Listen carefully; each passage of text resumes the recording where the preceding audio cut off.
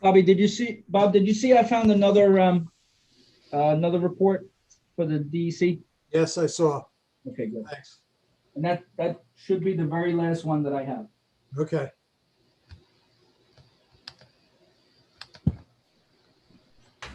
Okay, Did you see- we're live. Hi. Thanks, Cliff. Okay, I'm going to wait a few minutes for the mayor.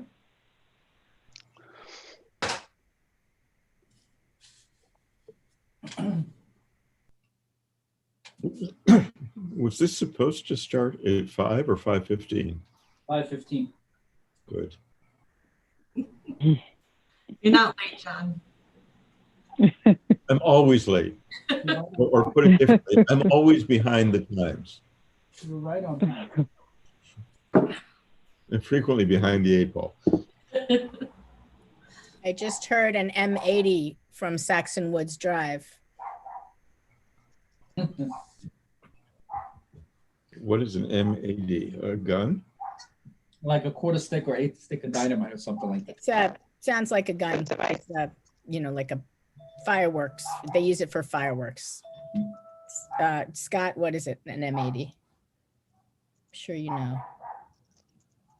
Yeah, it's like a big firecracker. It's like quarter stick of dynamite or something like that, they said. It's very popular on July 4th. Speaking of July 4th, my daughter just texted, what the heck was that? And my dog is going crazy. It's okay, honey. What do you think? If she lived in Latin America, that would be every single day. She says it's not dark enough for fireworks. It couldn't have been. I mean, it could have been, I guess. I'm going to put up the agenda. All right, I'm in the meeting. And I need approval of the minutes that I sent earlier today. Please let me know if you want me to put them up on the screen. Yes, because I have been so busy today, I will admit I have not read them. Okay, I'll put up the first one and then the second one. So the first one is the December meeting.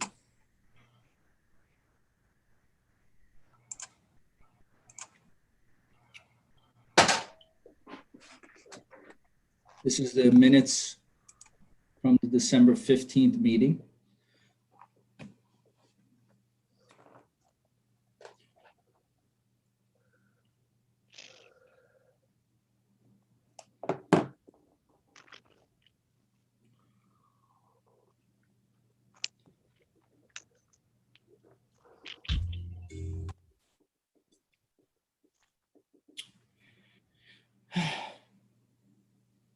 Oh, no.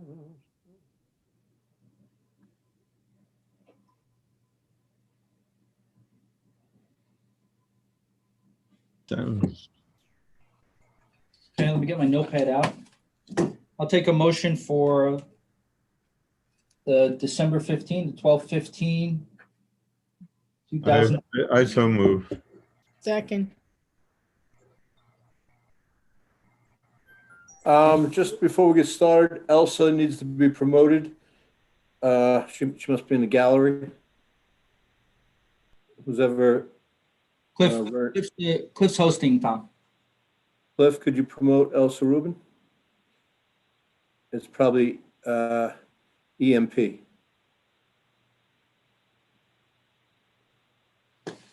Okay, I'll put up the next minutes, the next draft minutes. This is from the January 5th meeting. This is when George Latimer joined us.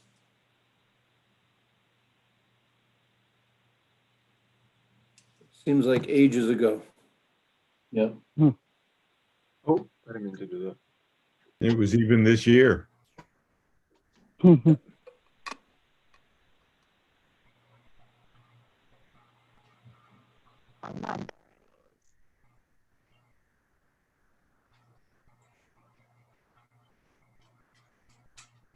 Jerry, I think if you're not going to share the lasagna, it shouldn't be making the meeting.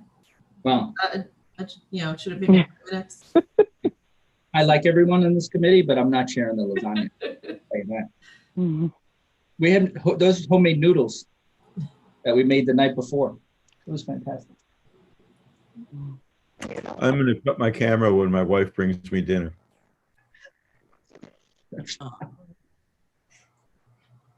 All right, so I need a first and a second on this. First. Second.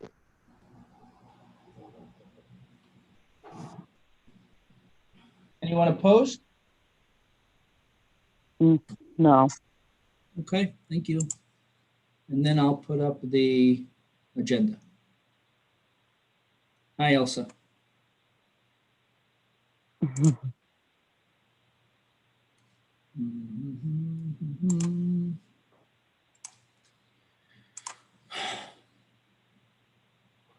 Oh, man. Okay, first item I have is a report from Chief DeRusa or some time that I think the chief had requested. Perfect. Thank you, Jerry. Thank you. So as a result of the conversations that have come up through the committee meeting, some current and some in the past, in the interest of transparency, I feel I need to address these issues. I understand that everyone might not agree with some of my responses or the outcomes, and others may have a different position, but I can only respond from the police perspective. So in regards to the public comment call that occurred the other night, there was a caller who had some questions regarding someone's residency and things of that nature. So Governor Cuomo's executive order identifies some of the key stakeholders who might be involved, include members of the community, with emphasis on areas with high number of police and community interactions. So members of the community can include those who may not be residents, but who have a stake in our community. I believe our committee falls in line with that criteria. So just wanted to get that out there. In regards to one of the callers who spoke about a tragic incident that she had in her life from a couple of years ago. Just want to speak about a couple of things with that. So it is common practice for officers to ask for a license or an ID to obtain pedigree information in order to accurately transcribe the information, or in cases where the person may be upset and must be asked a multitude of questions. An officer on scene did try to build rapport with the caller at the time by indicating that he recognized her as a former Mamaroneck High School graduate. The detectives conducted an investigation. Further investigation of video footage and the like were not obtained after the fact, as the case was concluded due to the tragic confirmed suicide of the victim. Detectives made all necessary notifications, and a complaint at the time was not received by the department regarding any behavior of any of the officers. In response to a public comment from the PBA president, Dushensky, the PBA president wanted his email address distributed for anyone who wanted to ask him any questions. Since he spoke as the president of the PBA, he didn't want me as chief of police to have to respond to any of his comments, which I feel I need to. The members of the PBA are in support of any necessary and needed changes recommended by this committee. They feel that based on the number of complaints and the types of complaints, that they don't feel there is a need for a CCRB. The PBA president foiled the cost of the camera installed at Van Rance Mamaroneck. As part of PBA contract negotiating tactic, the cost of the camera at that location was foiled, in addition to other costs of other village purchases and employee raises and things like that. Mhm. That is the reason why he foiled that information. And then lastly, this is, How do you know that? Are you just saying what he said? I asked him. Yeah, that was his response. And then, Why don't we let Chief DeRusa finish her comments before Okay. we ask her questions? and then the final one, which is a little long-winded, but I want to be able to get all the information out there, is regarding the whole issue surrounding fireworks and things like that. So just bear with me. Okay, so on July 4th, 2015, at approximately 10:30 p.m., an officer was dispatched to the area of Grand Street and Madison Street on a report of fireworks being set off. Upon arrival, a large group was encountered. Additional units were requested, and the group dispersed as secondary units arrived. One of the officers who responded reported observing approximately 80 people in the roadway and sidewalk, along with several $1000s worth of dispensed firework debris. Approximately 30 minutes later, additional complaints of fireworks were received. Units responded back to the location and remained there until the area was clear. Numerous M1000 fireworks were recovered from the street, which were confiscated to be destroyed. On July 4th, 2016, an officer was instructed to monitor the area. At approximately 9:30 p.m., the officer observed a large fireworks display in the roadway on Madison Street between Old White Plains Road and Grand Street, which is the video. The officer remained in his vehicle and blocked the roadway to prevent vehicles from traveling in the direction of the fireworks. The officer was accosted by several subjects who asked why he was there and for him to leave so they could finish. The officer remained on scene to ensure safety of the people in the area. Shortly after he was approached by the subjects, M80s were set off and thrown near and underneath his vehicle. The officer requested additional units to respond to his location. The arriving units were encountered by a large crowd and fireworks were still being set off. One of the officers on scene discovered and confiscated a large quantity of fireworks. The officers remained there until the area was clear. Due to the enormous amount of unsanctioned fireworks that were used in the area in 2015 and 2016, and for the concern of public safety, in 2017, the Village of Mamaroneck Police Department collaborated with the Westchester County Police to utilize 2 dogs trained in detecting explosives to check the area for any illegal fireworks. During the afternoon on that day, one male was arrested for disorderly conduct. The male had been yelling obscenities and causing alarm to people in the area. The individual also stated to officers that he had a lot of fireworks and he was going to set them off that night. Due to the possibility of fireworks being brought to the location, the concern for the safety of the residents and the officers, and to prevent any property damage, officers were assigned to the area. In 2018, there was still a concern for public safety and that illegal fireworks may be used. As with the prior year, a check of the area for fireworks was performed. Officers were assigned to the area to ensure the safety of the residents and the officers, and to prevent the use of illegal fireworks and prevent any property damage. In the video from 2018 that was distributed, the video captured officers at either the time that the search was just completed or about to get underway. Those additional officers were there to assist the county officers as a standard protocol. That number of officers was not present nor assigned for the entire evening. Every year, officers respond to complaints from residents regarding fireworks in many areas of the village. Although officers may not have been specifically assigned to other neighborhoods, to my knowledge, no other areas had utilized the amount of fireworks, nor had created the same potential risk of safety to residents. In 2017 and 2018, was there an increased officer presence in that area? Yes. Was there unnecessary banter between officers and the public? Yes. Are there other videos where police are acting appropriately and we're not seeing those? Yes. Was there any physical force used? No. Looking back, could planning have been done differently? Yes. In the fourth quarter of 2018, retired Chief Leahy and Mayor Murphy met numerous times with members of the community to discuss what had transpired, to establish open communication and dialogue, and to begin to rebuild that trust. As this committee has already discussed, forming a standing committee to engage with the community would help with these types of issues and concerns. Also discussed was additional training opportunities like de-escalation and the ABLE program. All these things will help build bridges and to help increase trust between the community and law enforcement. So, thank you. Thank you, Chief.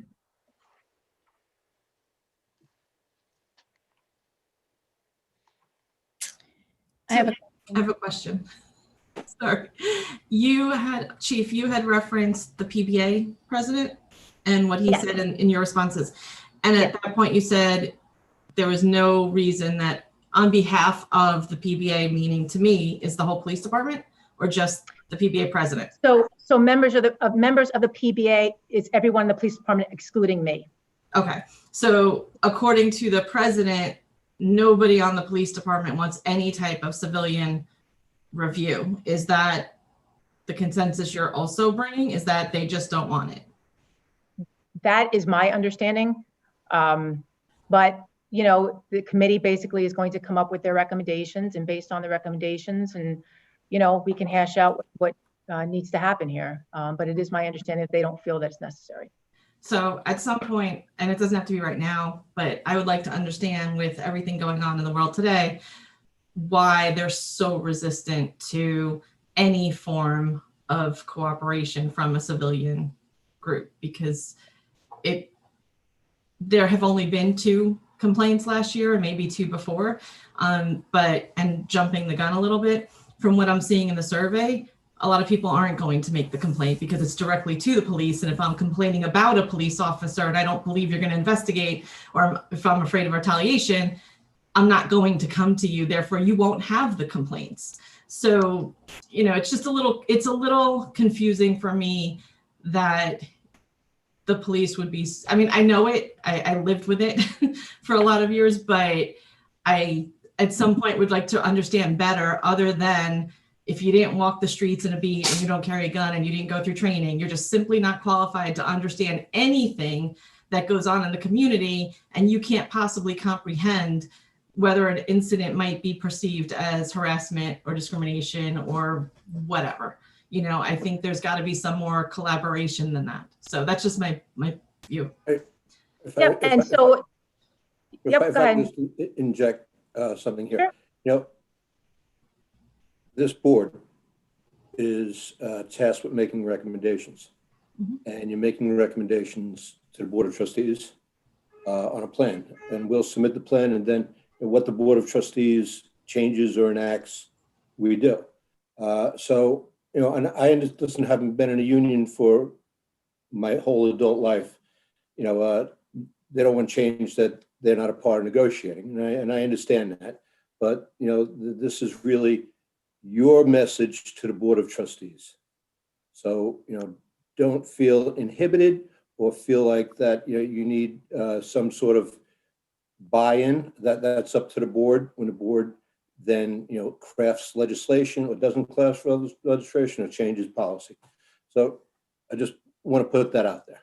You know, it's just a question, because I do feel, and I know some of you are going to hate me for this, but, you know, I did listen to every single person on every single call, and I would like to hear from the PBA president about, you know, some of the reasons why and some of the concerns. And I would like to hear that input, because we're listening to the community, and we're listening to the chief, and we're listening to lieutenants. And, you know, I would like for us to come up with something that's going to work and create transparency and protect our police officers, and, you know, make everybody safer on the street. And I don't want it to be combative, but I do believe we need something. And so, you know, it's just one of these questions I have. I understand the whole process, and I know the steps that are involved, and it may or may not happen, but you know, I would like to understand a little bit more why there's that feeling. So that's it. And like you said, not to jump ahead, but also with the survey, and I think we've kind of talked about this even before the survey come out, about, you know, we talked about creating the Village of Mamaroneck Police Department's own Facebook page to put information on there about policies and how to go ahead and make a complaint, because a lot of people aren't aware of the different ways to make a complaint and things like that. So I think that would be helpful too, but I do understand some of the concerns that were brought up in that survey too. I just want to say something before we really get started, which we now have, which is good, is that we are bound in many ways not to discuss the survey. I don't know whether we can discuss the tallies of the survey, but just not the specific anecdotal materials that are in there, but the general numerical tallies or percentages. What is the attorney's opinion? Bob? When you say discuss, I assume you mean outside the confines of the committee. No, I mean, yes, no, I mean, right now, In in the- front of whoever would be watching. Right. Oh, that's 'Cause it's a right. public, I forgot yeah. we're public. Yeah. Jerry? Bob, the survey provides us with two types of information. One of them is respondents, yes, no, or how they identify, and then it also allows them to provide firsthand accounts in a text box type of form. So we have information, percentages, 80% agree that the police do a good job, 20% don't agree. That's what I think Theodora's asking right now, those numbers, right? Well, I'm mostly saying we have to be careful to protect and any, what's the word I'm looking for, personal stories and, legitimate stories. I don't mean to question their legitimacy, but, any personal information and any specific anecdotes that were given to us. I feel comfortable discussing statistics. I mean, I personally don't like to discuss statistics, but I feel like we could discuss, 11.6% of the 870 something responders feel afraid when approached by a police officer. That's something that is a statistic I would feel comfortable discussing. I would not want to discuss one person's experience feeling fearful. Yeah. Does that make sense? Are those ground rules we can live with? Yeah, and I think also generalities like Sharon used before, that, a lot of people responded that they felt trepidation about filing a report. I think that that's within the parameters of what you could say. But, you can't say, on June 4th, I did this and the police officer did that, where, that's easily identifiable. That's exactly what I was going to say.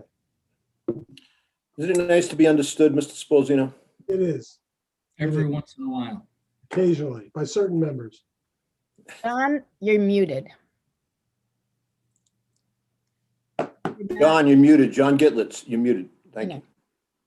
And I don't know sign. I think it's also important to look at the sample and the representativity of the sample within the survey, whether we were successful in reaching not individuals, but all the different groups that make up the diverse population of the Village of Mamaroneck, particularly since we are so much more diverse than some of our neighboring communities. And I want to know whether that is subject for conversation.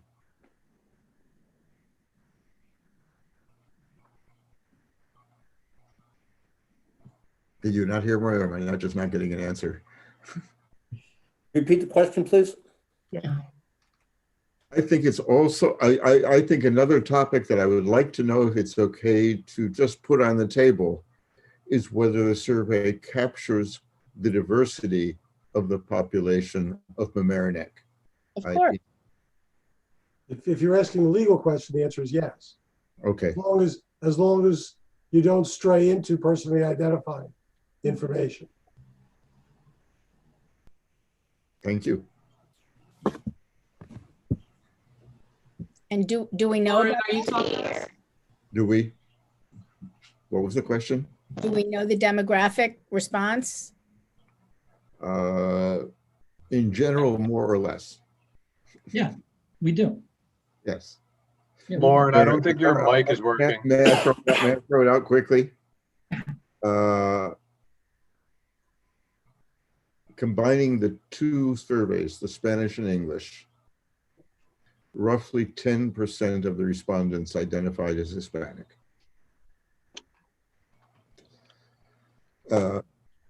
There were somewhere around 3% identified as Black, African American, and there was a percentage I've forgotten at the moment, somewhere around 6, who preferred not to answer that question. That's what we know. Mm-hmm. And the percentage of white?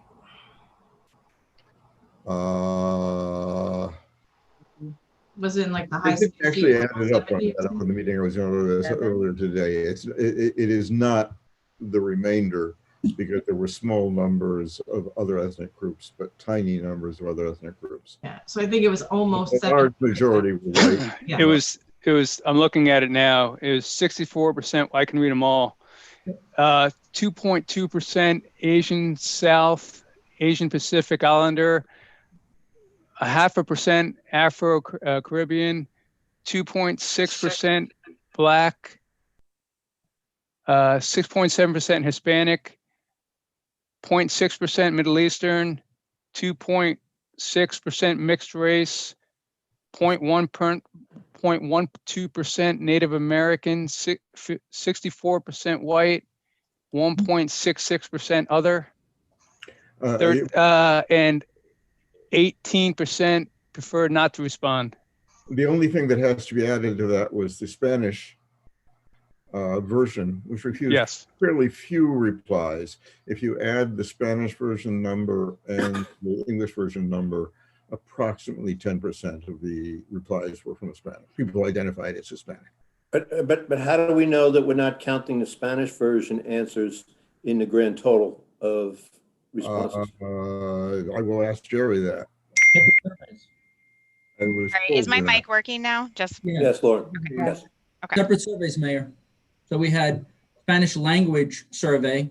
So then you have distinct from the English version, English language version. People of Hispanic descent responded to the English or used the English language survey.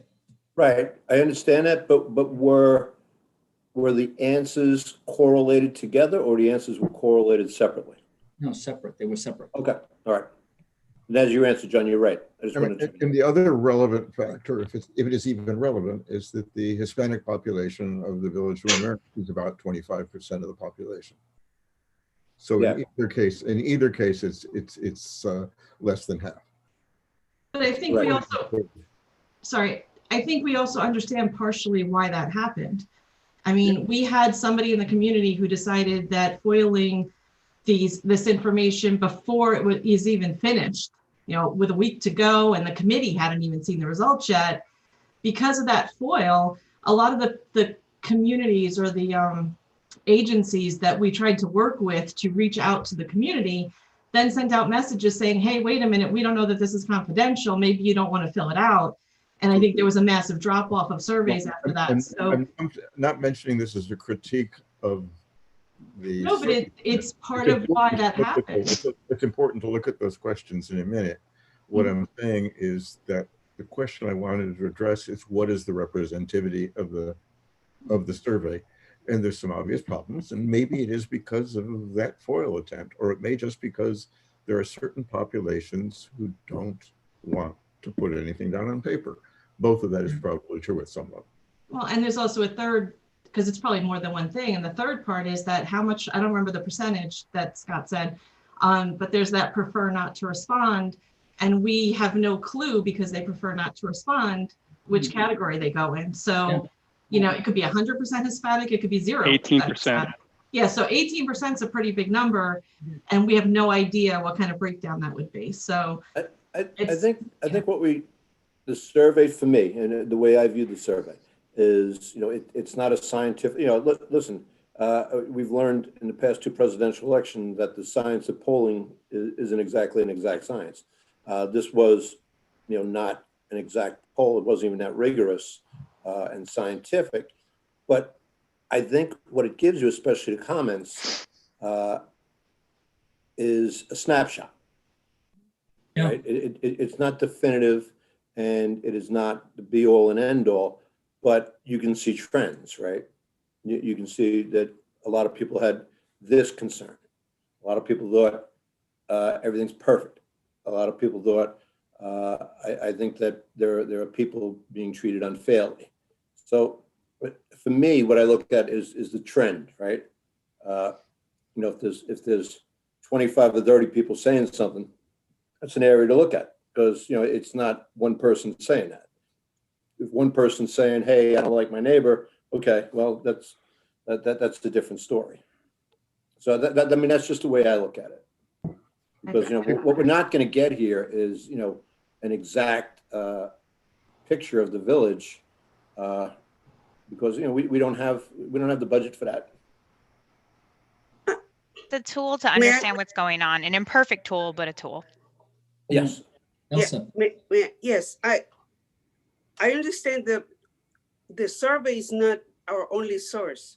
We have to take into account the testimonials and the records, the statistics, and some questions that we have asked. Some of them have been answered, some of them haven't. And we still have some time to make very educated decisions. Mhm.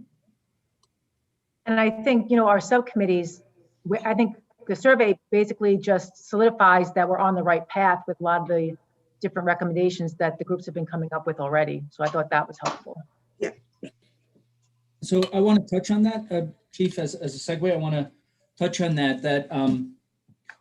So I have to write up the recommendations from this board and provide them to the Board of Trustees for agenda preparation for the January 25th meeting. So while I struggled a little bit with my staff to try to get the agenda, the survey results out to you in the best way possible, I was able to accomplish that for everyone who signed off on the disclosure form. But it's not fair for me to ask any of you to come up with solid recommendations for the Board of Trustees this evening because we really didn't have enough time. So what I did yesterday is I sent everyone an email where recommendations need to be, I have to have them by 9 o'clock on January 20th so that I can put them in some kind of a format and provide them for the Board of Trustees as Dan Sarnoff and I, mostly Dan Sarnoff prepares the agenda, but I'm the liaison for this committee. So if the subcommittees can get together during this period of time, this week or so that we have, that would be terrific. And while you may have many, many, many recommendations, I'm asking for the top 4 from each committee so that I don't have this overwhelming list to present to the Board of Trustees because, some good recommendations might get lost if it's a real big list. So I'm hoping that I can get 20 recommendations out of this board or out of this committee to the board for their review and discussion, initial review and discussion on January 25th. Jerry, So I Jerry, am on the 20th? set an arbitrary number of 4. Puts it unnecessary. It may not be arbitrary. You may think 4 is a good number. It's easy to work with. It's divisible by 2. Visible, exactly.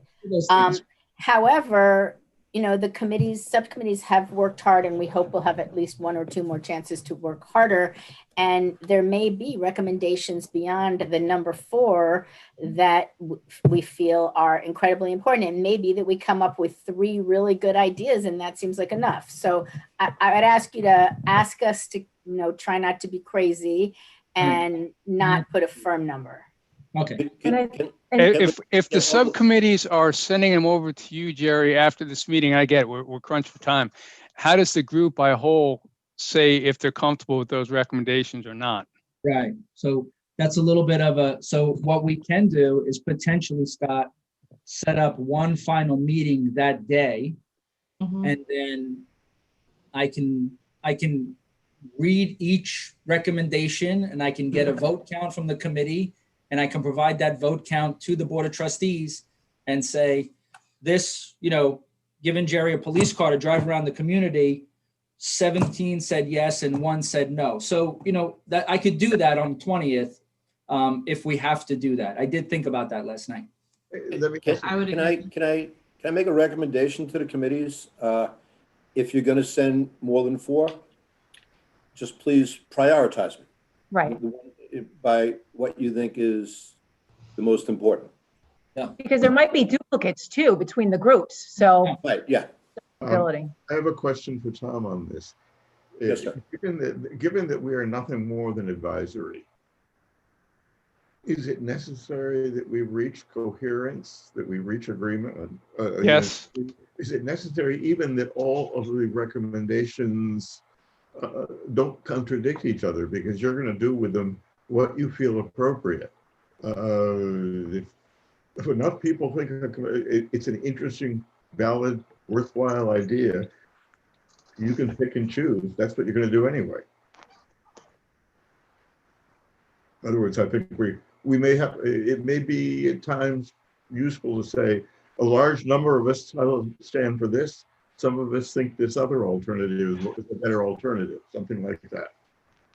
I mean, I can't tell you what to do, what not to do, you know, but I would hope that part of this is building consensus, and you would work toward that consensus.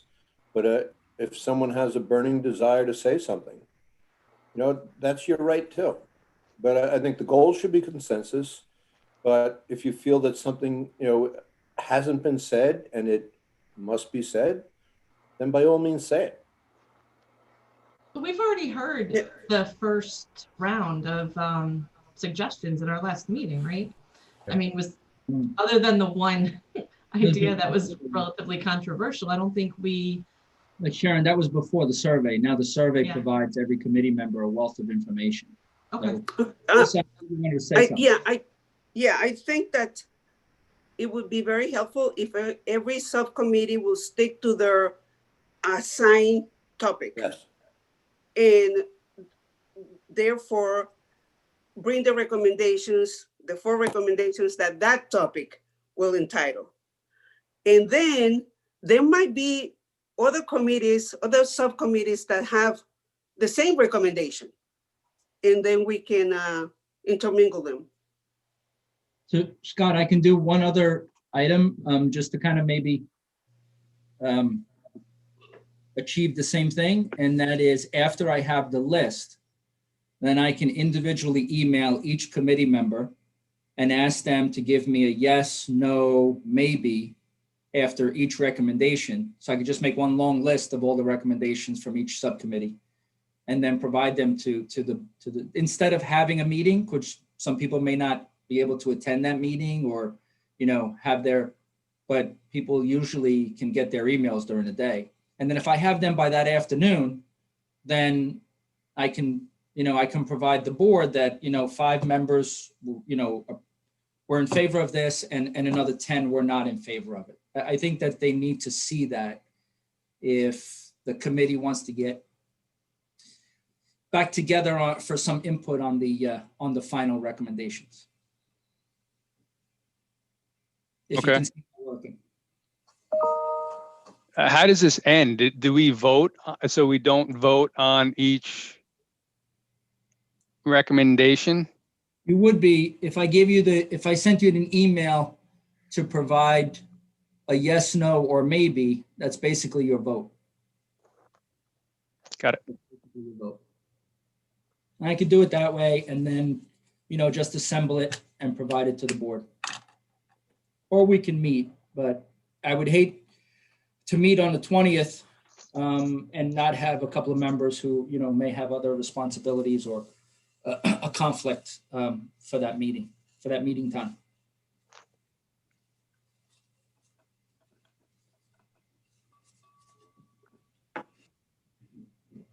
Excuse me.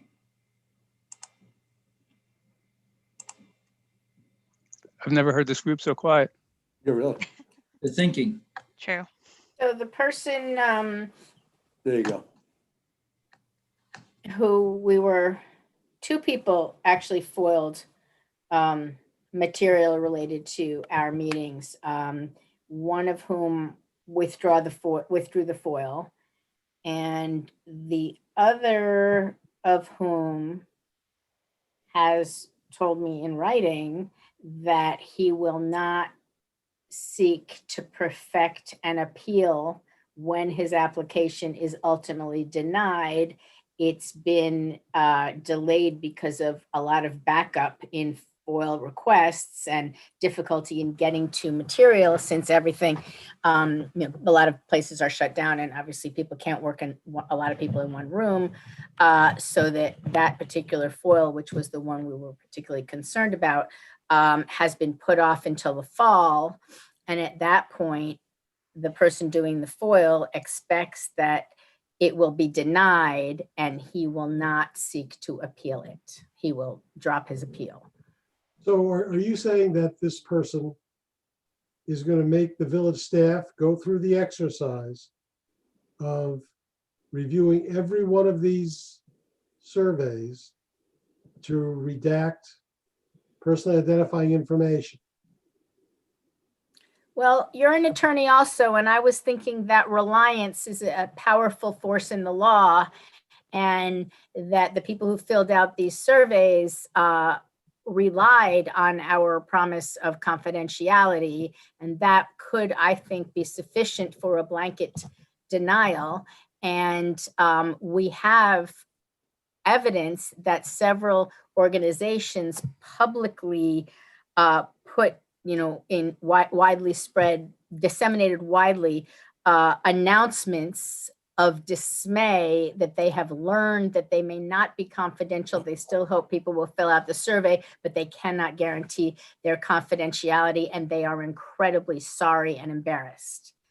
And I think to some extent to diminish community organizations' ability to provide resources and to have trust between themselves and the communities they serve, to have that be destroyed because of one person's seeking to receive this information is also a fairly significant defense. Right, but the village still has an obligation to respond unless he withdraws his request. Or her. Or her. I thought you said it was a him, but I I think. probably did say it was a him. Right. Um, Okay, I understand. just thought I'd put it out there. Yes, I It understand. probably doesn't make a difference, and it's certainly too late now to encourage more people to fill out surveys now that we have someone's promise to do something that they haven't yet done. But I thought I would say it. That's it. Okay. And quite frankly, I don't rely on a promise in an email. I don't think that that's the way we should go. That wasn't given to, shared with you, that's fine. But, I'm not comfortable with a promise in an email. Okay. Jerry, can you stop sharing? Oh, yeah, I wanted to get back to the agenda unless you Oh, I guys, see. Okay. number 2. So Mayor, I think you have this. I might have just sent it to you. I want to know if you wanted to run this down. So number 2 was the Ossining email and attachment. Yeah, hold on. Give me 1 second.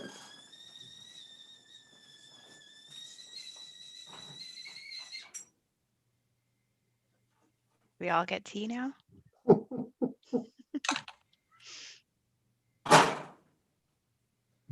I'm sorry. You can distribute coffee and tea via Zoom. Tea comes first. Tea comes first. I can't see, why can't I see this? Oh, here it is. All right. Well, yeah.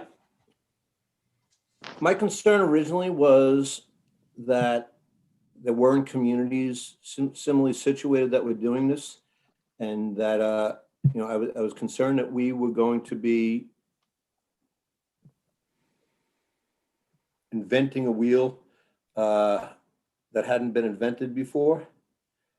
And then I heard about Ossining and I looked at their law, and I'm not at all saying we should adopt Ossining's law. The purpose of sending that was, okay, it was shown to me that it's doable. Because Ossining is a village of Westchester community. It is a village manager form of government. It falls under the Westchester County Police Act, which I had concerns about before. And they have done it. So, I think the idea of how to do it and the way to do it, is ultimately going to be left up to the Board of Trustees working with the village attorney. But I just thought, because I couldn't find any other community, that would be comparable, that had it. And I actually talked to the former mayor of Ossining. She retired January 1st. And, she had some good things to say about it. And she said there was some difficulty about it too. But, you know, I think, as I said to you all in the email, I think that there is a place for civilian involvement in this, especially, you know, when you read some of the comments in the survey. You know, and comments, you know, they might be founded or unfounded, but as I said in my email, you know, perception is everything in life, especially in government. And if there's a perception that you won't be taken seriously, if there's a perception that it won't be heard, we have an obligation to try and do something to get rid of that perception. So that's why I sent that out. And because I really did have concerns when you read the Westchester County Police Act, it talks about, you know, the village board being the ultimate decider. But you know, this doesn't make the whatever we end up calling this, whether it's CCOB or some other, you know, group. You know, I think we need to have a place where people feel comfortable bringing their concerns. So that's really where I was with this, and I feel more comfortable now because I you know, I don't feel like it hasn't been done, and we're going to be walking down a perilous path. Ossining did this, I think it was 2003, 2004, I forget which. As you notice in the email, I like saying turn of the century. So, you know, and they haven't had litigation about the validity of it, and that made me feel more comfortable. If I may, yeah, I definitely think that this is very helpful to take a look at. This was kind of where my head was at as far as making sure that it integrated within the existing systems properly. Obviously, we'd have to take a look at the whole legal process and all that and make it all work. There was never an intention to overhaul what was there. It was more of a matter of supplementing it and adding to it in that kind of way. There was also never an intention to remove the ultimate authority from anybody and for it to more be of a recommendation situation, but an effective recommendation, not just coming out of left field. That being said, if I could also, what I was trying to say also when my mic wasn't working after Sharon was speaking is I may have interpreted the comments a little differently from the PBA president. I heard him definitely reject the concept of a civilian review board, but the way he was speaking, I interpreted it as rejecting a purely civilian review board. You know, I don't know how much of our conversations he's listened to or dialed into or whatnot, but we've obviously been looking at a broad spectrum of what that may look like. And so I don't think he, you know, I think he was speaking to what he thought we were doing and not necessarily to what we had actually discussed. And to that point also, I don't think that, you know, their stance needs to affect what we recommend, right? Like what we recommend ultimately comes down to what we can then make work, but we can only make the recommendations that we make in the hope that, you know, as much as possible actually gets integrated into the process down the road. So Tom, do you know if Rye and the town of Mamaroneck or Larchmont, you know, our sister cities, so to speak, are they looking at something similar?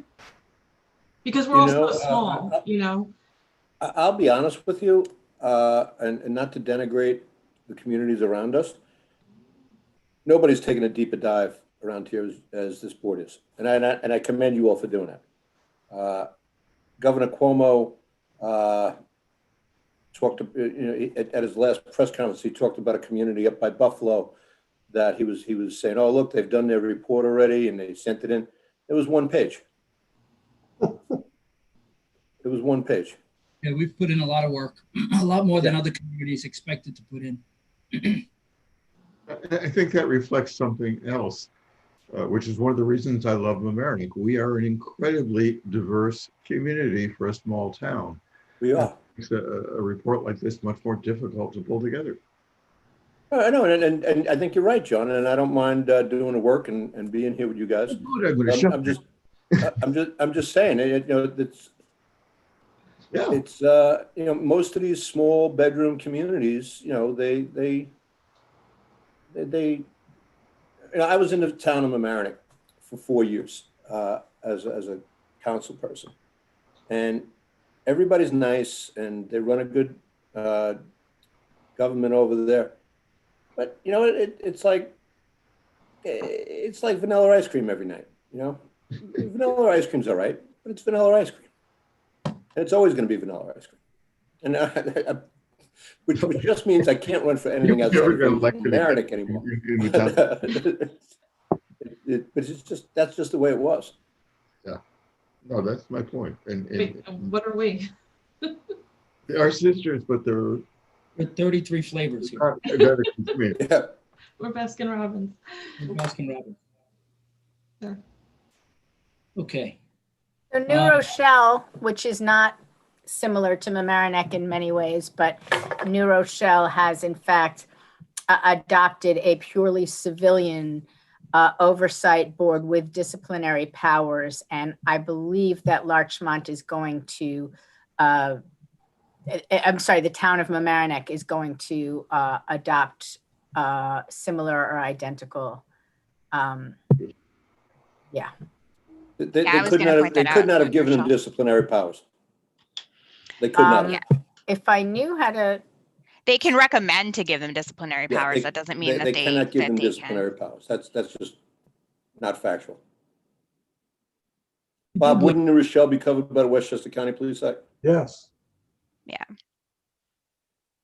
We I did will, learn You New Rochelle you is- have a link or something that, I'm gonna try to screen share it, which frankly I've never done before. Yeah, but- I have one of actually my good friends and colleagues was on that New Rochelle committee as well. And I do know that the discussion did come up about that. And I do know that there was some concern as to whether or not they could actually give the ultimate disciplinary powers to them. And yeah, I don't know what the end result was, but I do know it was discussed. Steve Altieri said that New Rochelle was going to post their draft at some point this week. The draft police reform plan.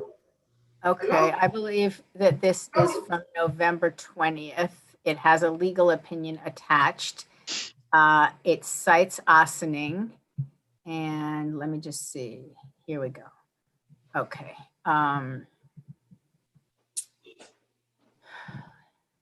So let's see if I can find you guys. And here should be us. There we are. And now so Jerry, can we reach out to our neighboring towns and see if we can get an idea of what their recommendations are, just so we can get an idea of what other people are doing as well? Yeah, so I could reach out to the town, but I don't think they have recommendations yet. Okay. But I believe, so they had that's where I got that 355. They had 355 respondents to their survey. So I think they were one of the communities, maybe like us, that are waiting for some other community to post their recommendations and see what kind of format they're going to present in.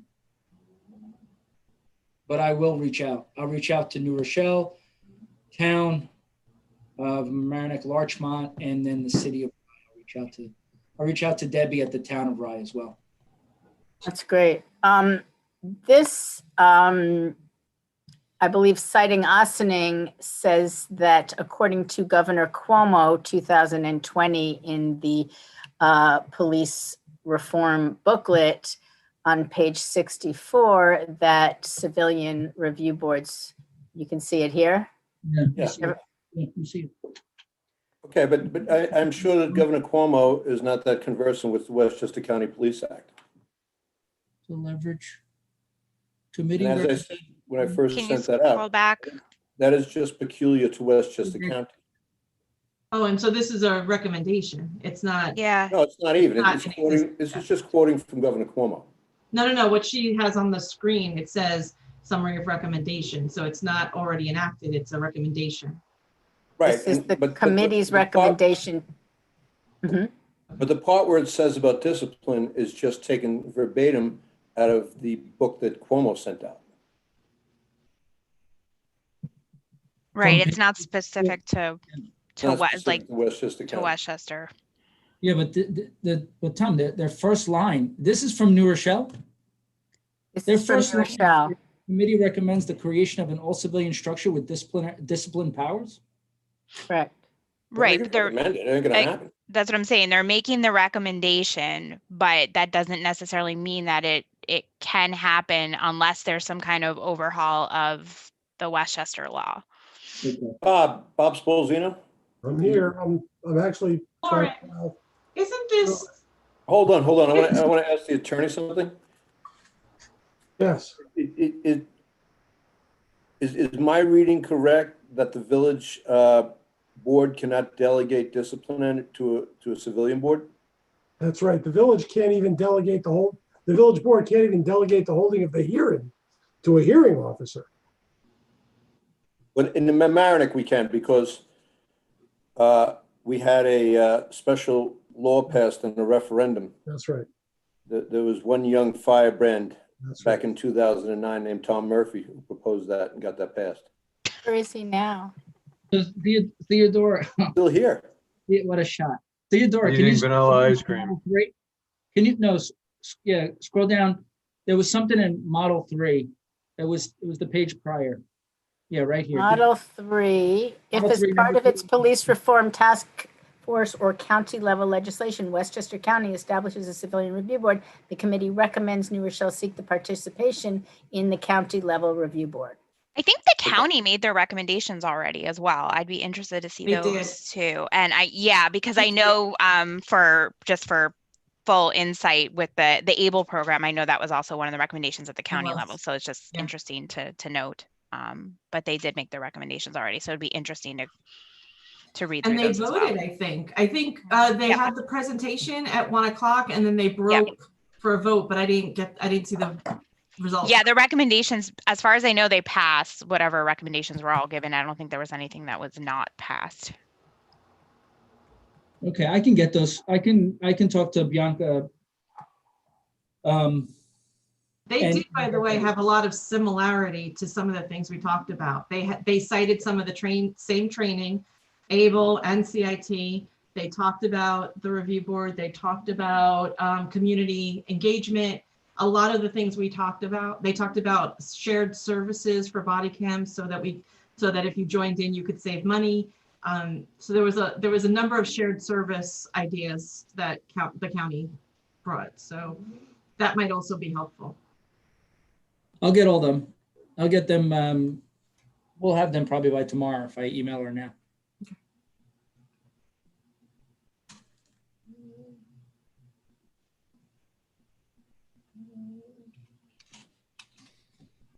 So Bianca Lopez. So Can we get the screen back? I'm actually looking at the governor's page 64 of the governor's document they refer to. It doesn't really say, it makes no legal conclusion about whether a civilian board can be given authority to make disciplinary decisions. It's talking actually in general about citizens advisory boards across the country.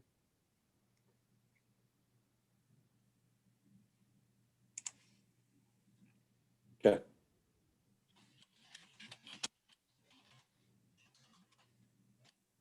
Is there any other comment about this topic? I would just ask the committee that was working on that how you had envisioned discipline or recommendations for discipline working. I don't know if we're there yet because I think we're still reviewing materials, right, Lauren? Or no? Yes, but I just wanted to narrow down Theodora's question. So when you say how we see discipline, do you mean the specifics of discipline, or do you mean? I'm just trying to. I want to understand what you mean. How we are you asking whether or not we see the ultimate discipline recommendation from this board going to someone else to make the decision? Is that what your question is, or are you asking how we view the disciplinary process after that to be? I don't see the difference, but I'll go with number one. Okay. All right. Well, no, the reason I'm asking the question is because I don't see the board actually ultimately being the disciplinary. Okay, so if you have maker, a but purely that's civilian me. board. if you have a purely civilian board and they receive civilian complaints, all of them, and even if the police get one, they refer it to the committee. If the board gets it, they refer it to the committee. The committee discusses, maybe interviews, maybe investigates, and then what? Do they make a recommendation to the board? Do they make a recommendation to the chief? What is the chain of command? I mean, some of this is just Police Act and the powers of the board. So I don't know, Jerry, how does that work? Well, the police now come to the board and ask them as police, whatever you are. Police commissioners, you mean? Commissioners. Okay. To approve or not approve discipline recommended by the chief, right? I don't think that's true of all discipline. Right. It depends on the level. Yeah, exactly. It depends on the level. It depends on the level of discipline. So as far as I know, if it's rules, procedure stuff, administrative stuff, that may ultimately just rest with the chief and may be internal. There is an investigation that is done into it. And then a decision or a recommendation is made depending on, the level. If it's something that's higher, then it does go, the police commissioners may have ultimate decision-making power with that. It really just depends on the level. There's multiple levels of quote unquote infractions, so to speak. And then there's also multiple levels of discipline, right? It could be something as small as like a verbal counseling, or it could be a letter that goes in a file, whether it's permanent or temporary, or it could be, all the way up to criminal charges. Do you think that the subcommittee would have recommendations on whether that bifurcated system will continue to exist? Where the line is drawn in terms of levels of seriousness, and whether it's moot because there are hardly any complaints and hardly any discipline measures as of now, right? As of now, they may when increase. it's within the department. Right.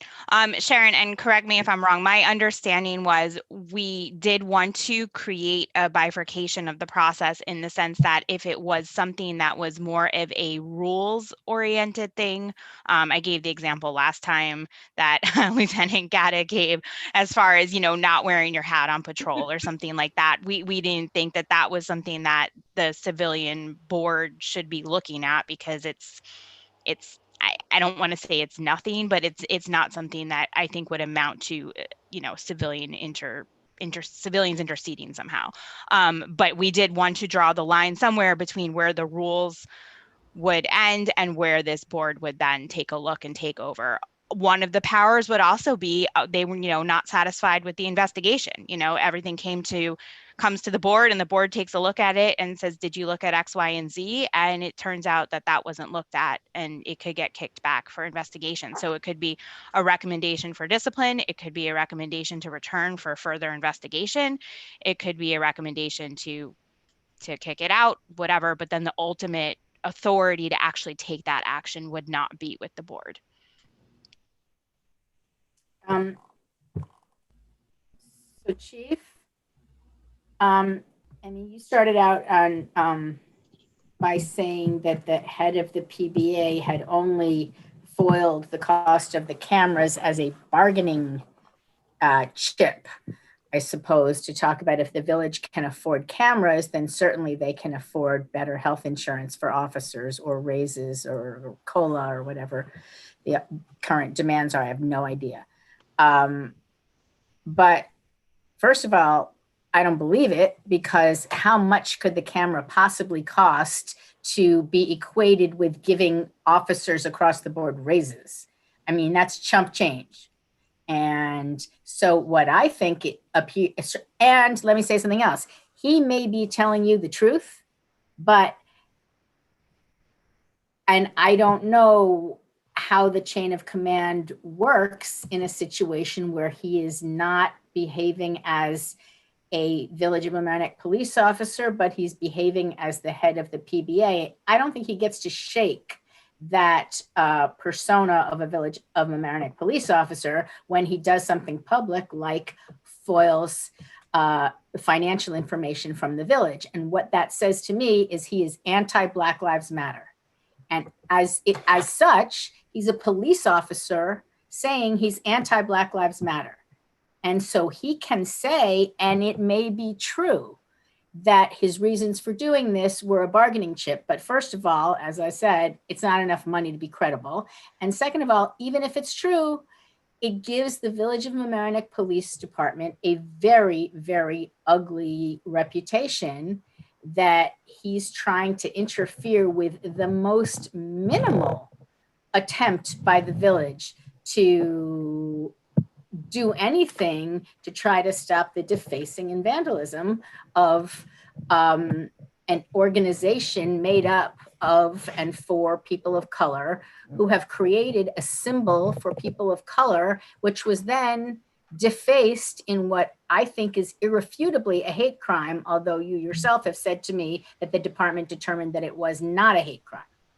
I'd be interested to know if he did foil, like to your point, if it was, I know we're saying that he foiled a lot of things. Did he honestly foil a ton of things? Because to your point that these two cameras don't really cost that much, but maybe these two cameras in aggregate with 5 other pieces of equipment that were purchased over the course of a month. I'm just making this up. The person I said foiled a lot of things was the person who foiled the information from the surveys. Okay. I don't know whether the PBA president, Dushensky, foils a lot of stuff. Okay. Yeah, that was just my question. That's information you can get on the website, who foiled what when. Right. I mean, does everybody agree with me that that was a hate crime? This is not a hard decision. Well, I do. Yeah. I do, because I got the emails that said they were going to do it. You know, so yeah. You got emails that said they were going to do it? Yeah, but you know who? You know. Well, that's something tons of that people that police said they were going to do it. I mean, it's something I didn't see anything like that in an email. What I did see, of course, was a comment on an article celebrating the Village of Mamaroneck's Day of Happiness and Artistic Celebration by somebody saying in a comment in the Daily Voice, I'm going to, vandalize that stuff. But it doesn't appear that the police investigated that. Hello? So, what I can tell you is based on conversations with the district attorney that we could not label it at this time as a hate crime. Just because someone makes that comment or that accusation doesn't necessarily mean that they went out and perpetrated that crime. And until, like I had indicated, the person says that, yes, I did it. I intentionally did that. This is the reason why I did it. We have no proof of that. We don't have the person who did it. We can't get in somebody's head. We can't, as much as we want to say, yes, that's the reason why this person did what they did. We don't have that proof. And, as far as the PBA president goes, again, all I can tell you is what he told me, that he foiled that in conjunction with many other things. Everyone's entitled to their opinion of, how they feel somebody is. No, I've worked with him a long time. I know him to be straight up. He is not racist. He's not anti-Black or anything else that you had indicated. He is a member of the community who has been to many community functions, who has been the president for probably 12 years of the PBA and has done numerous good things for the community. I didn't say he was racist. I said that the act of foiling the cost of the cameras indicates a hostility toward the location and installation that the cameras were purchased to protect after they had been defaced by a hate crime. So I'm not like saying I said, he's racist. that was, yeah. But I I mean, think if again, not to belabor, just that I was told that like the mayor said, you can go online and look to see what people foiled. He foiled that and many other things, again, as this tactic for whatever it is that they're looking for, whether it's pay, benefits, things like that. And that's something that every union has the ability to do as well. Okay, Yeah, I'm in a union. I'm interested in my union's tactics, but this is a union tactic, which also, as perhaps a byproduct and not a target, not a goal, looks very bad for the Village of Mamaroneck Police. But that is separate from my argument, which is not really an argument. It's an on its face statement that a Black Lives Matter mural organized by Black Lives Matter was defaced. You do not need a person saying, I defaced that, in order to declare it a hate crime. And what I don't understand is that, just a minute, is the moment that it happened, the police department and the Board of Trustees did not immediately say, holy mackerel, this is a hate crime in the village of Mamaroneck, right there in public. Somebody defaced our mural. Quickly, let's get out there and look for cameras. Let's look for witnesses. Oh my God, here's evidence. People are saying they're going to do it. People are sending emails saying, I'm going to do it. We have the ability to subpoena the sources of those emails and comments in a newspaper. And yet it's been 3.5 months. And not only has the village of Mamaroneck not determined itself that there was a hate crime committed in its midst, but have now actually told me when I filed a hate crime complaint that in fact, in conversation with the DA, it was determined that no hate crime occurred here and no further investigation would occur. Period. The case is closed. I have a problem with that. Does everybody think it's totally obvious that this is not a hate crime and that no investigation should occur? I can speak for myself. Let's hear for you. And please don't interrupt me. Go right ahead. I think that whoever did that did it with racial animus. I think that it's hard to make any other argument that makes any sense.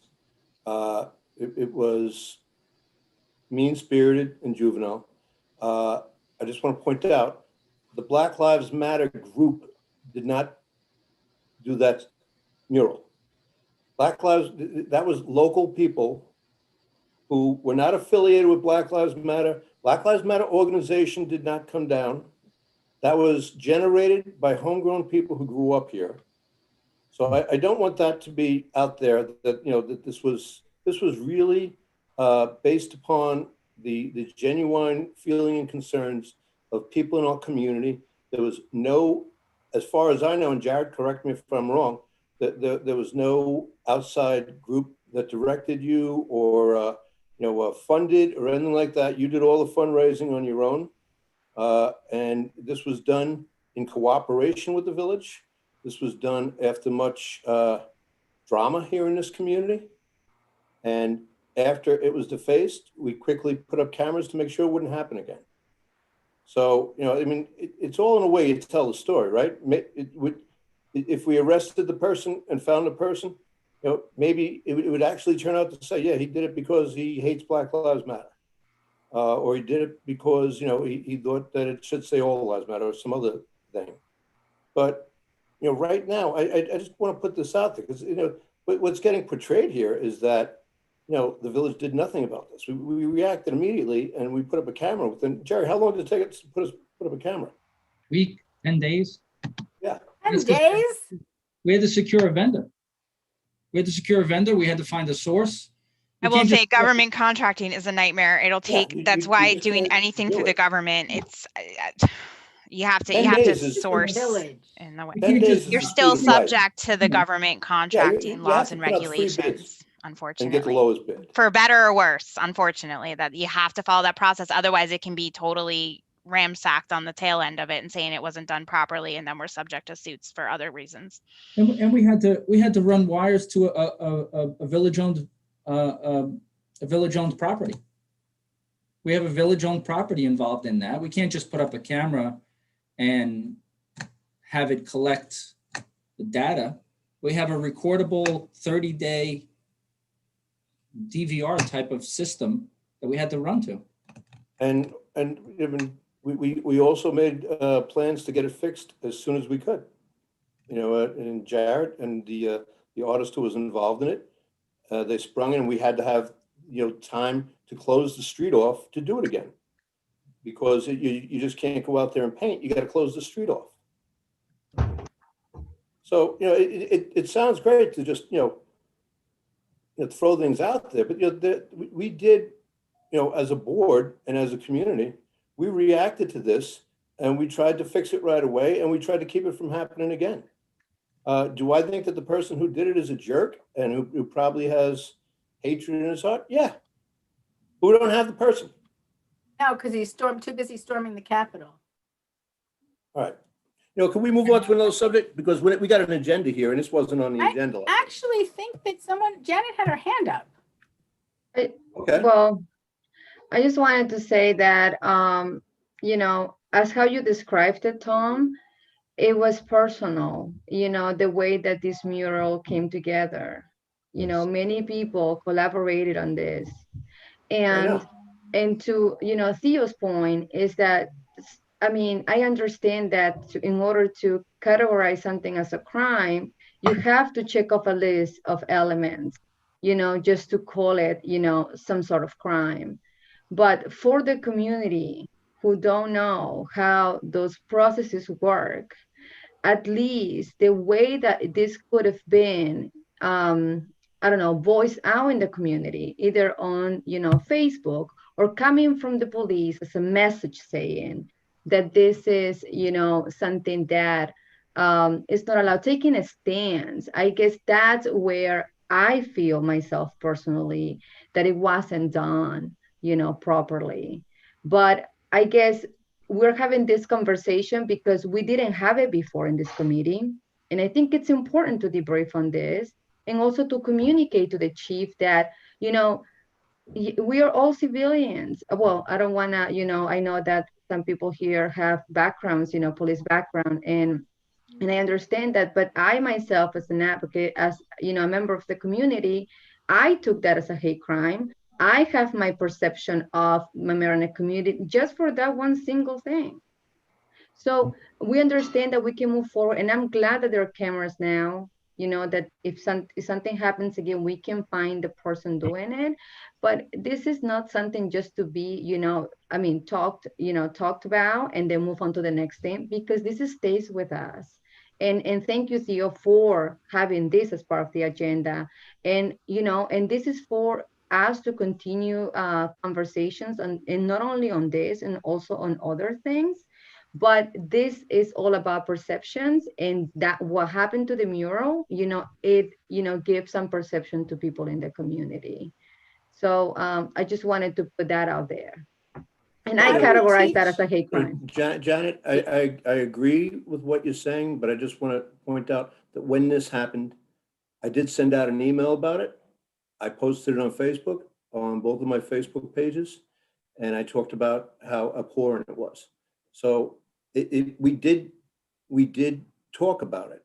Mm-hmm. It isn't like we didn't. And I saw that, Tom. What I'm saying is that sometimes you want to see something like that coming from our own police department as well. That's all I'm saying. Well, I'm talking about coming from the mayor. Yeah, but this is a partnership, right? It's the mayor and its police department. Yeah. Yeah, Jen, and I agree with you. And again, I think as part of this whole committee meeting and discussions that we're having going forward, I think those are things that we can learn from and rectify to make better and, continue to build trust. I mean, I completely agree with what you said. So thank you for that. So do I, yeah.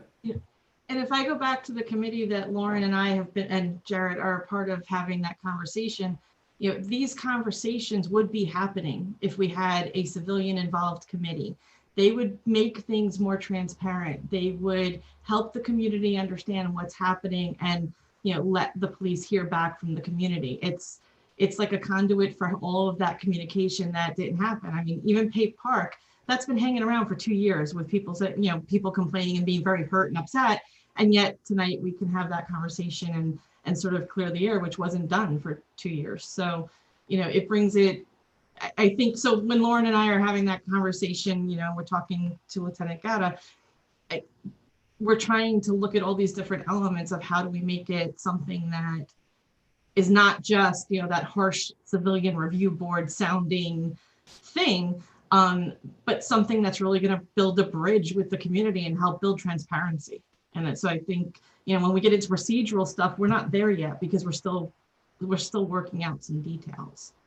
Well, I think also what was discussed was not even that itself, but just a separate type of ongoing community committee Yeah. that any of these things that would come up, we could all get together and talk about and figure out the right way to put it out there, the right way to address it, things like that. So I think that came up in at least one of these subcommittee recommendations. So I think that's a must.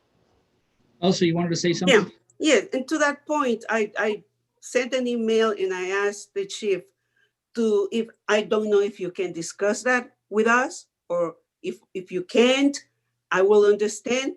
But I asked about the case of Officer Jose Gomez, and this happened recently, and this will help this committee understand what's going on in our community and in the police force.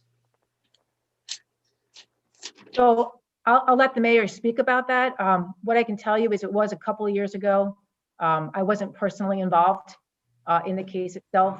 It did have to do with some claim of discrimination. So I don't know if Mayor, if you want to speak about that. Well, Not particularly, yeah. the village came to a settlement with the officer, in which neither side admitted guilt. The officer has now been promoted to sergeant. I think the sergeant Sergeant Ramirez. I've asked the village attorney to get a list of all litigation involving the police department for the past 10 years. He is compiling it, and he's going to send kind of a synopsis of the cases to this board. But there's a lot of stuff going on, so hopefully we'll have it in the next couple of days.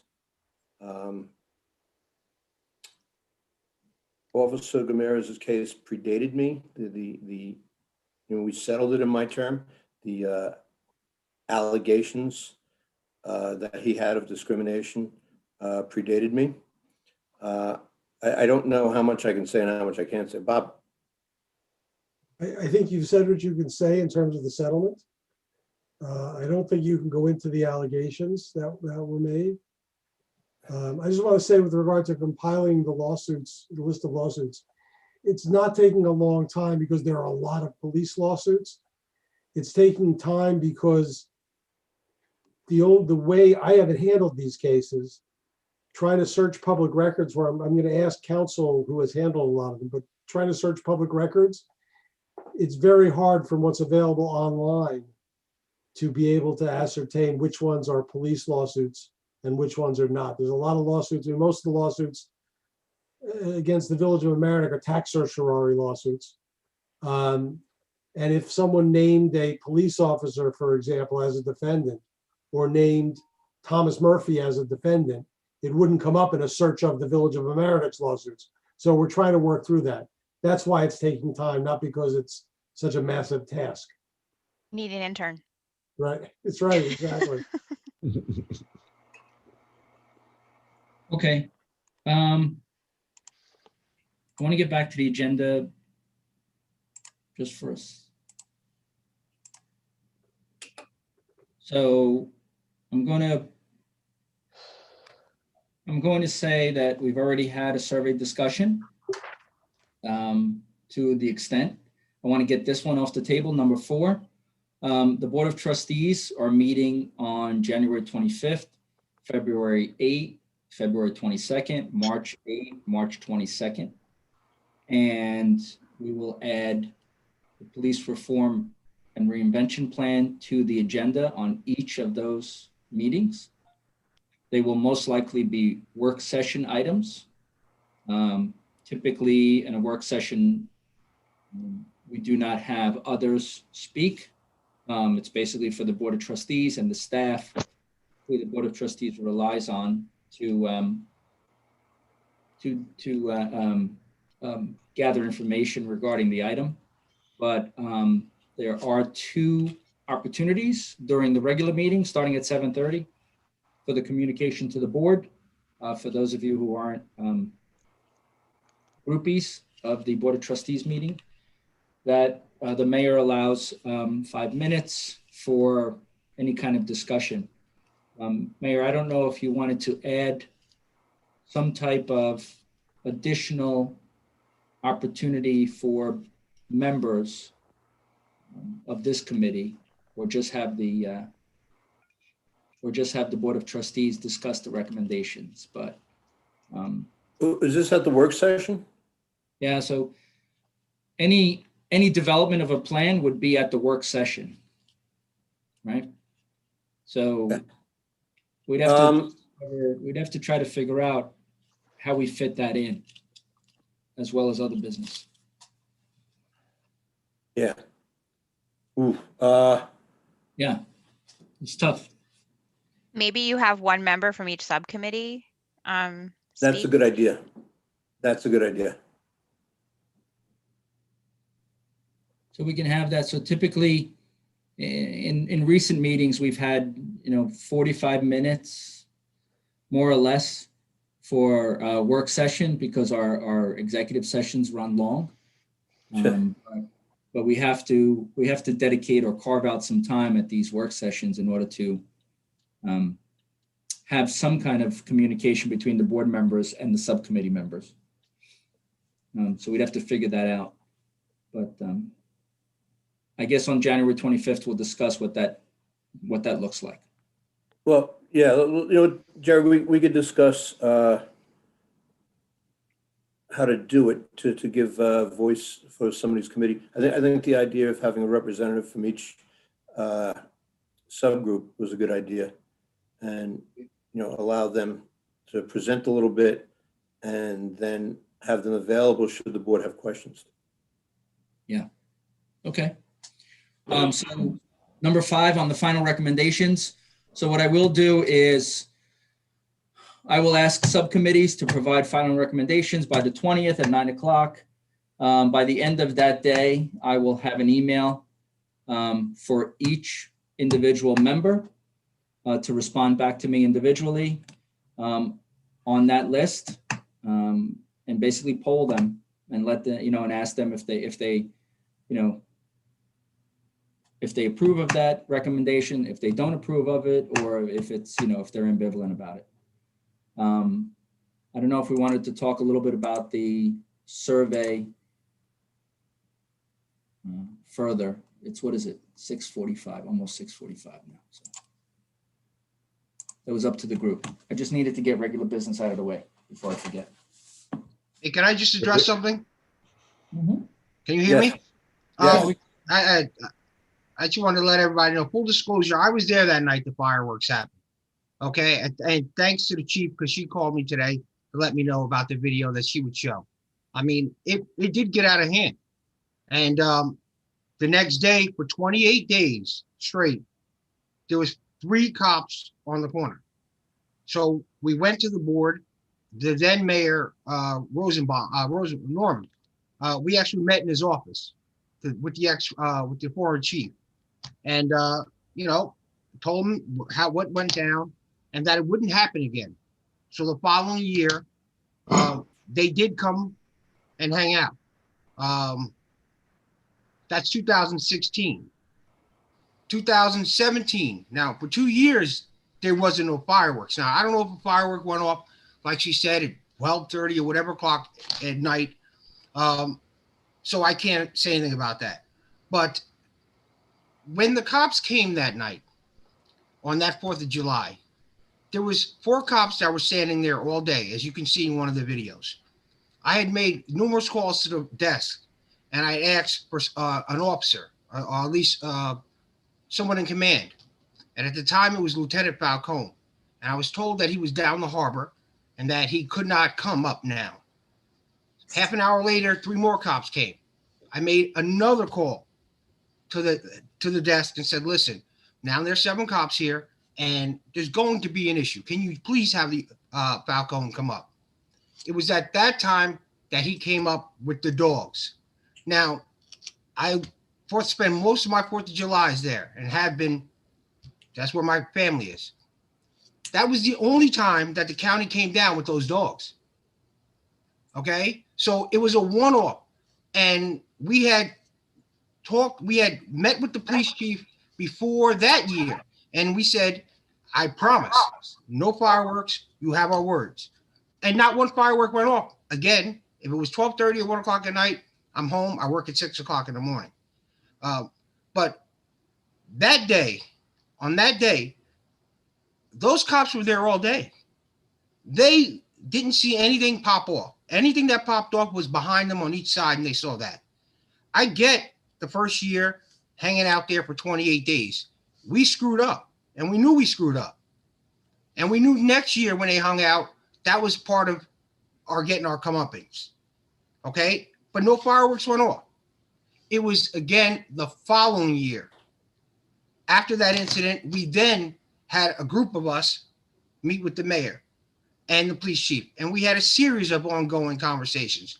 So that in 2019, they said again, okay, listen, the mayor said, look, can you give them a little bit of breathing room, still patrol the area? And I even said, look, patrol the area. We can't tell you what to do. And that year, no fireworks went off. So, yeah, it worked having the dialogue. Did it get out of control? It definitely did. Okay? But what we're saying is that time when them dogs came down there, that was a one-off.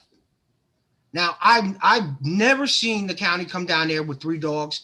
I've never even seen our dog walk down the street like that. So that's all I'm trying to say is that, yeah, we screwed up. We know we did. And we fessed up to it. But it was the 2-year later thing. And I still believe it was the amount of times that I called the desk looking for Falcone. Okay? And that's all I got to say on that, you know. Thanks, Thank you, Jared. And I Jared. don't, like I said, I don't want to, keep harping on it either, but I think it's important just that, to identify, just the concerns and about, with the dogs, that every year the dogs do respond down to Harbor Island Park because the fireworks are down there and things like that. So on those particular years, they coordinated with them to come up to the area, Old White Madison, because of the fireworks that had occurred in 15 and 16, just to look for explosives. They weren't looking for anything else. They were looking for those fireworks. And again, I think we can all acknowledge that things could have been done better. And so hopefully going forward, and as part of this committee, that will happen. And I think to Jarrett's point, the community, engagement, I mean, it's great that Jarrett said something and that he felt empowered to be able to speak up and have those conversations. And I think for all the negative things that came out of this, I think it is also something to show that the continued engagement and community dialogue is a good thing. And I just want to point out too that in one of those videotapes, I think it's the second one, I wasn't proud of my reaction to Jarrett.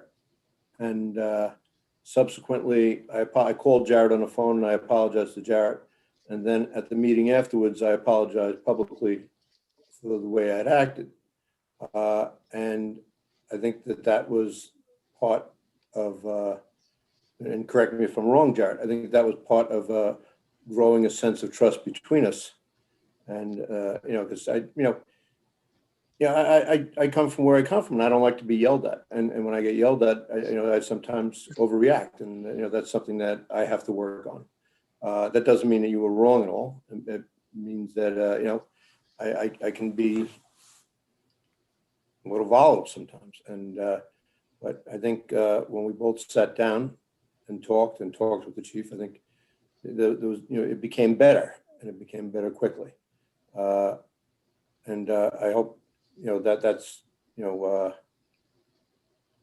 the genesis of kind of how we got the Black Lives Matter mural is because, we had a relationship with each other and, you could come and, present that to us and we'd be, willing to listen and try and make it happen. So, I mean, out of sometimes unfortunate and adversarial situations, if you keep talking to people, good can come out of it. And I just want to say again, that I do apologize for the way I reacted in that second meeting. And I just got one more thing to say. I want to thank everybody who reached out to me privately about the passing of my sister. I really appreciate it. I mean, we all just got together a couple of months ago and that was great. I really, really, really appreciate it. Just want to thank you guys. God bless.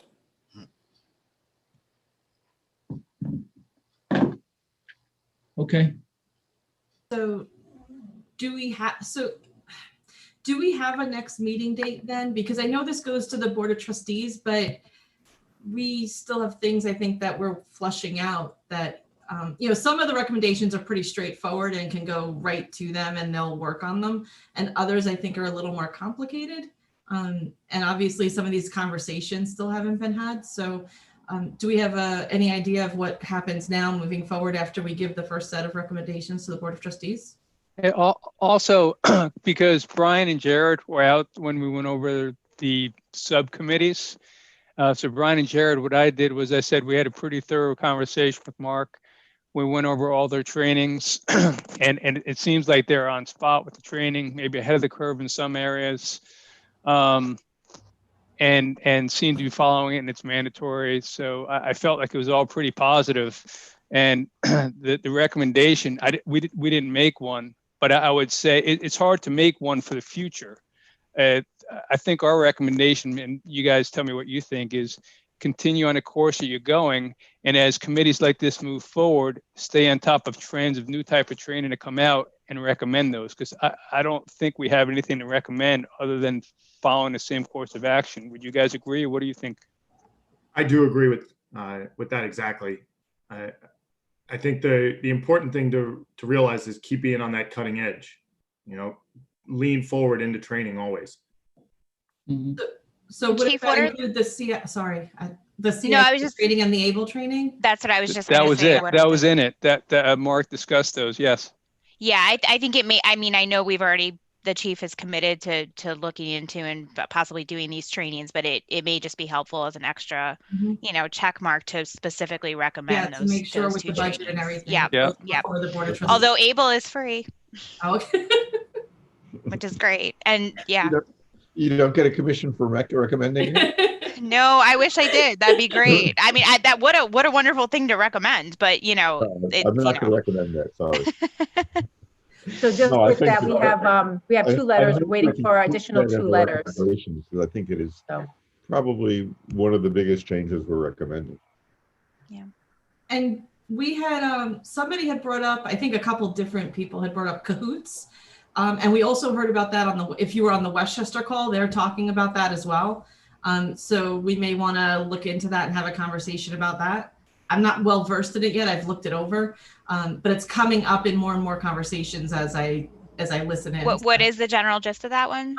It was in Oregon. It started in Oregon, I think, and it was a program that I'm going to completely pretend I know about, but I don't. No, that's being recommended because I think it helps with the that whole idea of having like social services and things, like having other people to support. I'm going to bring it up real quick. Got it. Okay. And we don't have to get into it tonight, but I just know I don't look it up if it is this all like caps? I mean, how to just yes. Okay. It may reduce the likelihood of police violence. It's an alternative to police that police can get behind is what it says. In Eugene, Oregon, a successful crisis response program has reduced the footprint of law enforcement and maybe even the likelihood of police violence. And then you could go reach, but it's all caps, cahoots.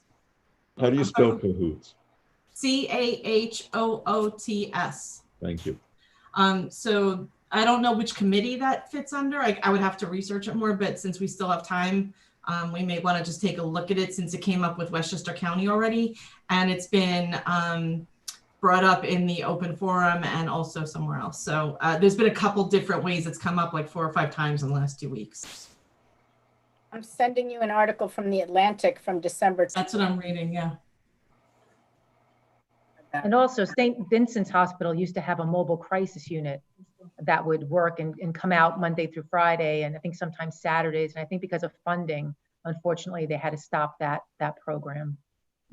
There were people in the survey who inquired about calls that could be non-police calls, that there were moments where they wished they could have called somebody other than the police to come and diffuse a situation or assist with a family member or a neighbor.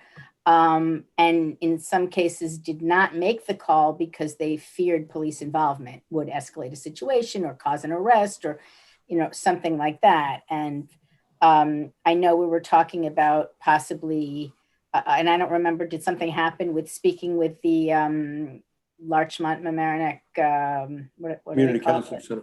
Yeah, Counseling. Community Counseling Center. I don't know if we ever made contact, but we talked about that, and maybe, you know, they would want to be involved. But it's like mobile crisis, but the way that we have it now, the police respond, and then sometime, and it can be days later, some sort of mental health team may make contact and see if the family needs some sort of support.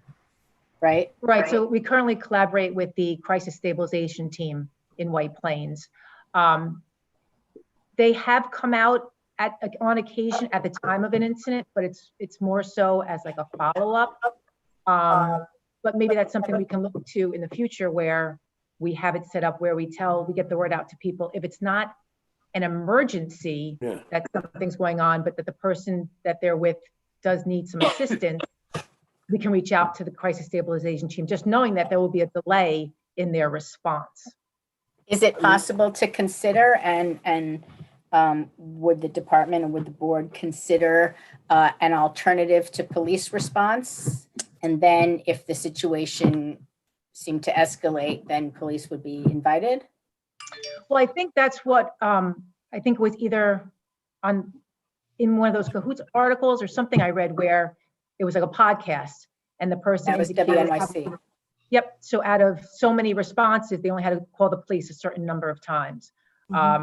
So yeah, I mean, as long as the person feels comfortable with having a social worker or someone of that nature go out, and they don't feel it's an emergency where they need the police, I think that we would be on board with that for sure. And if somebody calls 911, the police are going to respond. Correct. But if, again, we worked out some kind of arrangement where they called this stabilization team directly, and I don't know if that's feasible to do that, then that's something that they can feel free just to, you know, go ahead and do that. And obviously they can still call 911 if something, you know, changes since that initial phone call was made. What about the Mental Health Association of Westchester? I know they have children's mobile crisis units and something of that nature. I just don't know. I don't know. So the crisis know a lot more stabilization about what they team, did.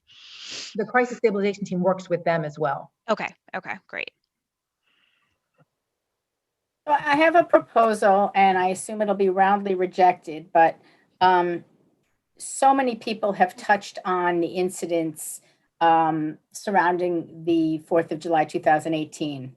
And as an exercise in cleansing and healing and teaching how not to react and how to react and what works and what doesn't, I'm proposing that a report be done on what events occurred every step of the way, and that we break it down and we see where mistakes were made. We see, I mean, Jared is taking a lot of responsibility for the community getting out of hand in 2016. But this is a really good case study for, I mean, my subcommittee is anti-crime, and so far we haven't discussed much more than cutting back bushes. Although I've mentioned this was an anti-crime decision that was planned to send a certain number of officers out there in anticipation of possible, fireworks or rowdy behavior, and combined with fireworks. So I think, but maybe it's the academic in me, that parsing out a situation to look at what went wrong, what could have been done better, and even who behaved badly is a good way to try to see where we can make effective change. So yeah, I think, you know, based on, you know, what I had explained, and I did acknowledge that, you know, there were things that could have been done better. And I think the number one thing would have been to meet with Jared or members, you know, that live over there or that attend the events over there, to come together to say, hey, what works for you? What works for us? How can we make this safe for everyone who lives in that community? For, you know, the people who don't participate, you know, in the barbecue and the fireworks, how can, you know, we meet their needs as well, you know? So going forward, even for this year, I can see us facilitating that conversation to ensure, you know, everyone's safety and that everyone has a good time. Right, but that could be something that could be in fact, mediated if we had, mental health professionals, that sort of thing. It could be mediated, and there could be 5 different options that maybe it could be negotiated to have it somewhere which perhaps would be safer, would be more open, would have fewer, less housing nearby, particularly, now all the new housing there, people might be offended, and maybe the community would say, no, that doesn't work for us, but here's what we're willing to do, and come to some sort of, negotiation. But I think, expanding the pie would be a way to handle that situation rather than react with that kind of, cavalry. Yeah, I think it's a delicate balance because, that's where everyone lives. They want to have their barbecue where they live, so for them to have to leave where they live is not, necessarily fair to them either, but, is it fair to the other people who live there? So it's just a careful balancing act, I think, that we have to, come to an agreement. What about the behavior of the officers that you saw in that video? Do you intend to take any action? So, yeah, so from my understanding, the videos that were shared, there was one video that was a longer video that, was, the behavior acceptable? No, that, I don't believe that was a 4th of July incident. That was a separate incident. And as part of that, this ABLE program, where we talk about the active bystandership, where, there was another officer or 2 on scene that could have said, hey, you know what, knock it off. That's not appropriate. Don't do that. So I think that training is going to help with that. And plus the de-escalation training that 2 officers are attending this month, train the trainer course, to come back to the department to teach our officers, that is going to help in that situation as well. That seems good. Elsa. Yes, I just have to say I spent hours reading all the responses, and I was very pleased to see that most people are very happy with the new shift. And there are many great expectations. No pressure on you, Chief. Exactly. That's exactly what I was going to say too. But you know what? I think that this committee has been a good catalyst for a lot of these conversations and for things to change. And like I said, we were already planning on doing a lot of these things already. So I think, that makes it easy because we were going to do it already. So. Right. So as far as the next meeting, so look, you've heard this before from me. I have to turn this over to the Board of Trustees so they can deliberate what recommendations you are presenting to them. They have 5 meetings to do it. My Board of Trustees, they're really sharp, intelligent people, but they can get bogged down sometimes, and I have to keep pushing them forward to get to this deadline. And I'll do that, and I'll commit to doing that. But it seems like, and potentially it could be one of the recommendations that the committee makes or that the Board of Trustees decides on, but it seems like there might be some kind of a group, an ad hoc committee that goes on after this committee. Yes. Right. So, and the mayor's agreeing with me. So that may be something that becomes part of the plan and then is approved by the Board of Trustees.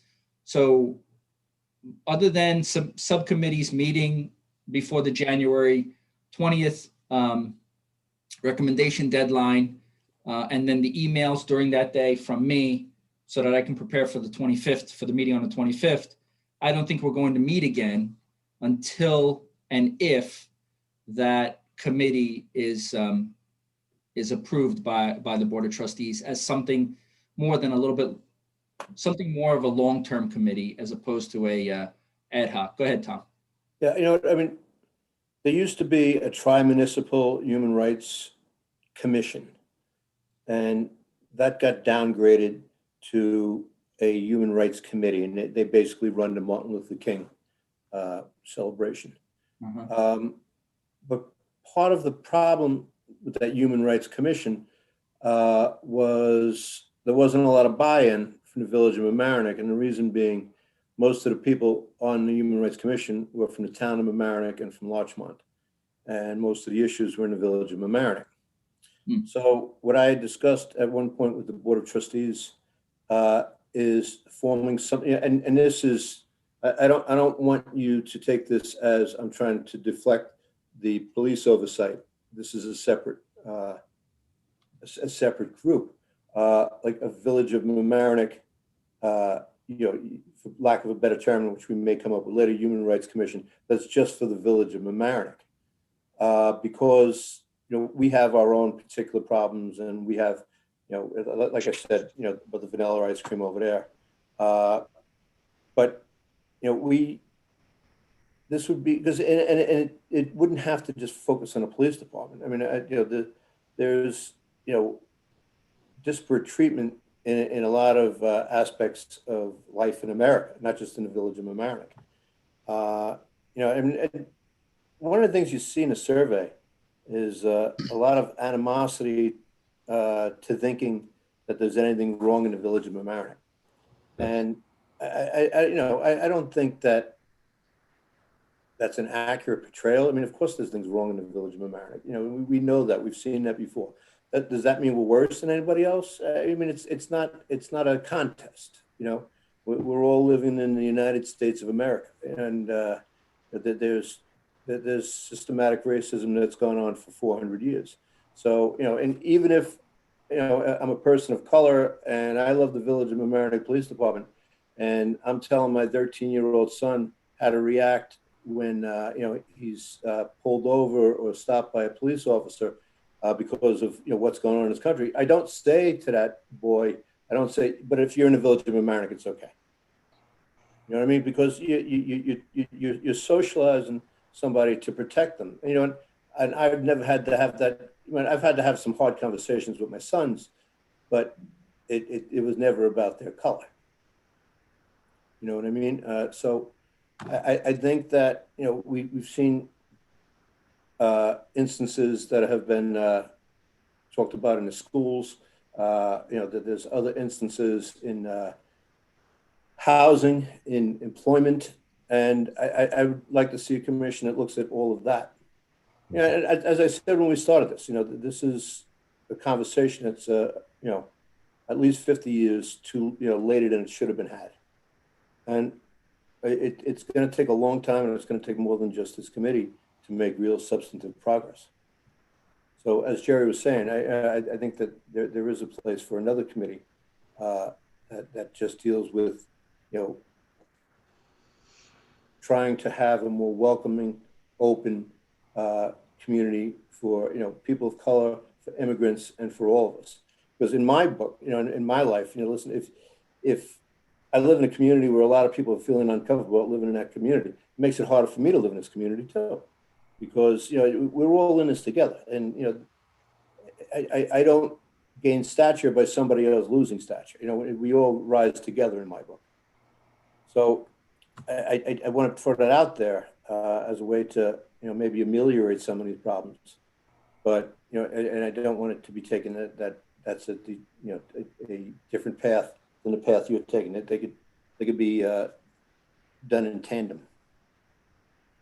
In the meantime, there's so what I'm trying to say is there's five meetings left. There's 5 meetings before this plan actually gets sent to the governor. So please, attend the board meetings. I don't have to invite anyone to attend the board meetings, whether they do or not. They could, of course, anyone can attend any board meeting. But please attend the board meetings. We'll identify you as a board member. I know that there are trustees that are attendees at this meeting right now that are paying attention and that are taking this very seriously, and they want to be included in what this committee says and what this committee recommends. But we have 2.5 months and we have a lot of work, and I don't have a lot of staff and bandwidth to get all that work done. So I'll need you to help me at those committee meetings, at those board of trustees. Jerry, I'm going to send an email tonight to the rest of the board of trustees, asking that we have a work session just on this. Okay, good. And instead of trying to shoehorn this into, because we have a ton of work that we need catching up on, and this is a daunting task, and to try to shoehorn it into 15 minutes here, 15 minutes there, we need to take a deep dive into this And I'm betting that they agree with that. So I'll send that email out after this meeting, and we'll try and send out a date where, obviously the board will attend and as many members of the committee can come online that night. Okay. Okay. Jerry, is there any- Jerry, I'm sorry. Yeah, I stepped away for a moment before. Are you saying this 4 board meetings that this will go over? 5 Yeah. for the January trustees. 25th, January 25th, 2 in February, 2 in March. For the trustees or for us? For the trustees, not for us. Right. Okay. Right. I got you. And the mayor just said that he wants to try to get the Board of Trustees on board to have one dedicated meeting to the police reform plan. Which of course we would want, members of this committee to attend if they could. Okay. Jerry, is there any kind of format that Como, that the state has asked that these recommendations be submitted in? That we No. could use to put our stuff together? No? No, not that I saw. I think a lot of the focus, and I haven't really looked that closely at that, Sharon, truthfully, but what I was focused on before we started working as a committee was the composition of the board and the requirement that he had, where we had certain titles that had to be on this board as well. But I'll look at that in that I'll look through the handbook again. But I don't think that the governor would have recommended a format or an outline. I think it's going to be up to the municipalities. And I did ask Blanca just now, and I misspelled her name, and I apologize for that. But I did ask Blanca, I sent her an email, or if I didn't send it, I have it already put together, about the county's recommendations as well as any other town or village that have provided any kind of draft so that we could all get that and take a look at what they're looking at as well. We're not too proud to copy. No, I'm not. Not at all. Not at all. I won't have a problem with that. So I think that people are interested in the survey, and I'm interested in the survey, but I think other than this committee are interested in the survey. I know everyone on the committee is, but I just think there are some things that people should know. For example, the question, you or a family member has had contact with the police department, were you treated respectfully? And 86% said yes, which is great, but 14.27% said no. That's way too high. 14+% of people said they were not treated respectfully when they were approached by a Village of Mamaroneck police officer. And I know that the chief is committed to improving that number, but that's not a good number. 9% experienced or witnessed inappropriately threatening, intimidating treatment. 7%, a little more, witnessed discrimination by Village of Mamaroneck police. And 26.6% of people said that if they made a formal complaint against a Village of Mamaroneck police officer, they would get fair treatment and a fair investigation. 26.6% of people, more than a quarter of the respondents, which was over 800 respondents, said that they don't feel that their complaint would be properly treated. And we had a number of people write that they would not want to file a complaint with the police because they would, first of all, be afraid of retaliation, and second of all, afraid that nothing would be done. So for the people who say that everything is great, and we had many responses, everything is great, and a lot of very high numbers on that. Is John okay? It's really important to look at the low numbers. I'm sorry. I just saw John. I thought something was I'm getting wrong. cleared, but I was also thinking about, was that aimed at me? Yes, I saw you. I was concerned. I'm sorry. I'm sorry. I want to say something to what Theo just said. Okay, I'm sorry. Thank you, Scott, because I know he thinks like that. About the survey committee is that Okay. we don't have to make any recommendations. Right, and he's EMS, right? However, Theo, give me a second. However, I think it might make sense for those of us on the survey committee, if they're willing to collaborate with me on this, to have a meeting where we sit down and try to pull together a report on the survey that will make it more communicable to the rest of the population. Define the rest of the population. Why Pardon? not do that? Define Define the rest of the population. I You have talk about the some things committee I would or- like to be done with the statistics on the survey. And I think some of them could be done, but what you pointed out is very true. And there's a lot more that can be said about what's in there and what isn't in there, and would summarize the main themes that show up effectively and pass it on. One of the things I would love, but the sample doesn't make it easy and the program doesn't even make it easy. You say there are 14% who don't like this. Well, who are that 14%? We do know we have demographic information that could be correlated. We could pull out everybody who identified as Hispanic and see if they say the same things as others say. Mhm. That's a lot of work. It's a lot of work for Gary. Without a perfect analysis of that, we can obviously, recommend, well, we know that our officers are getting training in sensitivity, and I'm sure involved with that is racial sensitivity, and in, non-discriminatory dealing with the public. And these trainings are some of them are new and they're going on. And so even if we can't get a perfect number, the chief knows what the numbers are in Mamaroneck of different But I think populations. a lot of people are and curious what's about the needed. survey. And it would We be can't get a useful- perfect number on the survey, obviously. Sorry, academic. You can't. And this wasn't a scientifically designed survey. No, it was not a scientifically designed survey, but a lot of people are pulling and picking and choosing what they want out of it and saying they want to know, and it shows this. Well, maybe the four of us on the committee, while the rest of you are fighting about the recommendations, should sit down and prepare a summary that makes that why not? more flexible. So if you want to make more just a work. summary statement of those, of basically taking the something like 5,000 comments that were in there and the things that were the highest percentages of comments. I actually think we could probably sit down and decide 2 or 3 of the questions that really have more meat in the and do something with them. Yes. But Otherwise, everybody you want to be going to pick and choose, and nobody's going to really have a clearer sense.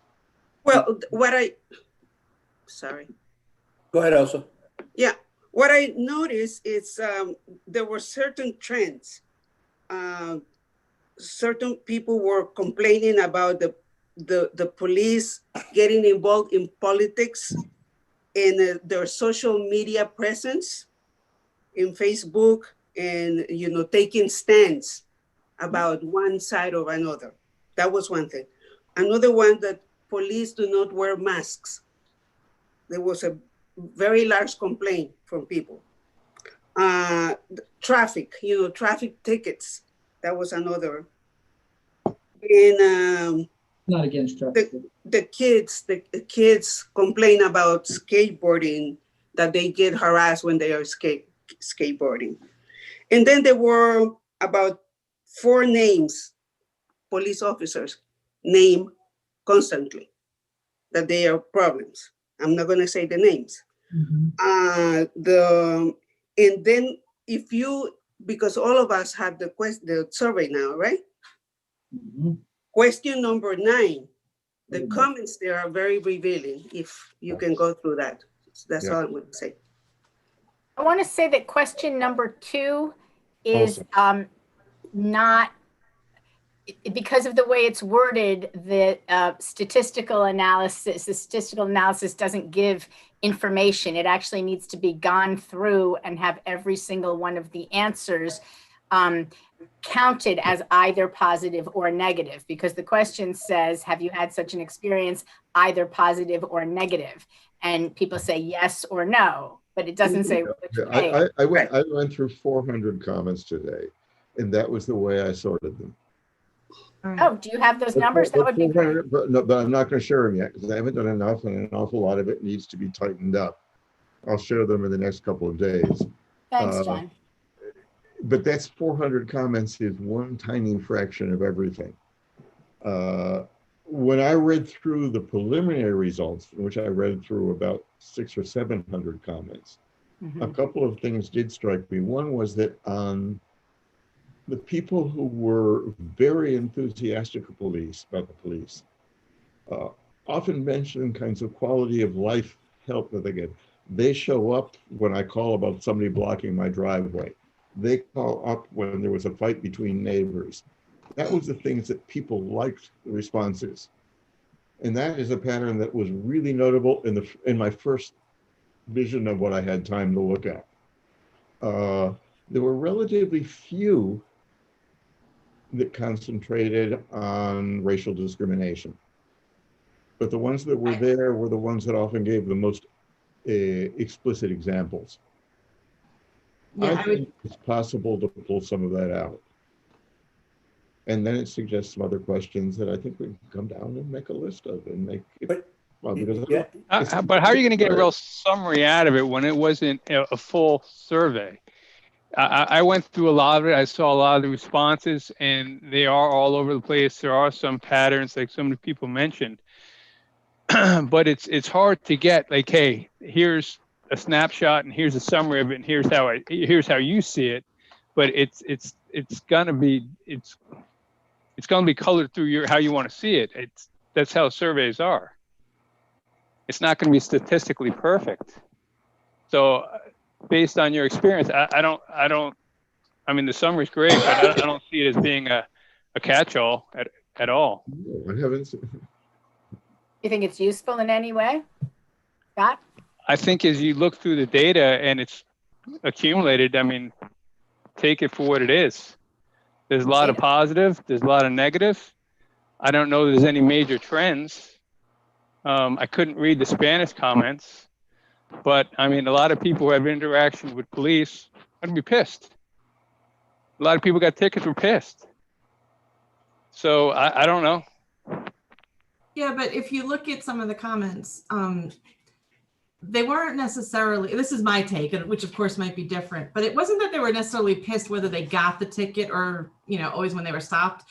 The ones who complained were saying they felt like they were being yelled at or condescended to or something like that. And that's the thing that kind of set them off, not I got the ticket. And then there were a few who said, I'm white, I've driven, or I'm just going to make something up that's close. Like I'm white, I drive through the neighborhood all the time, but then I had somebody of color in the car, and then that's when I got stopped. So I guess I'll argue that there are some trends.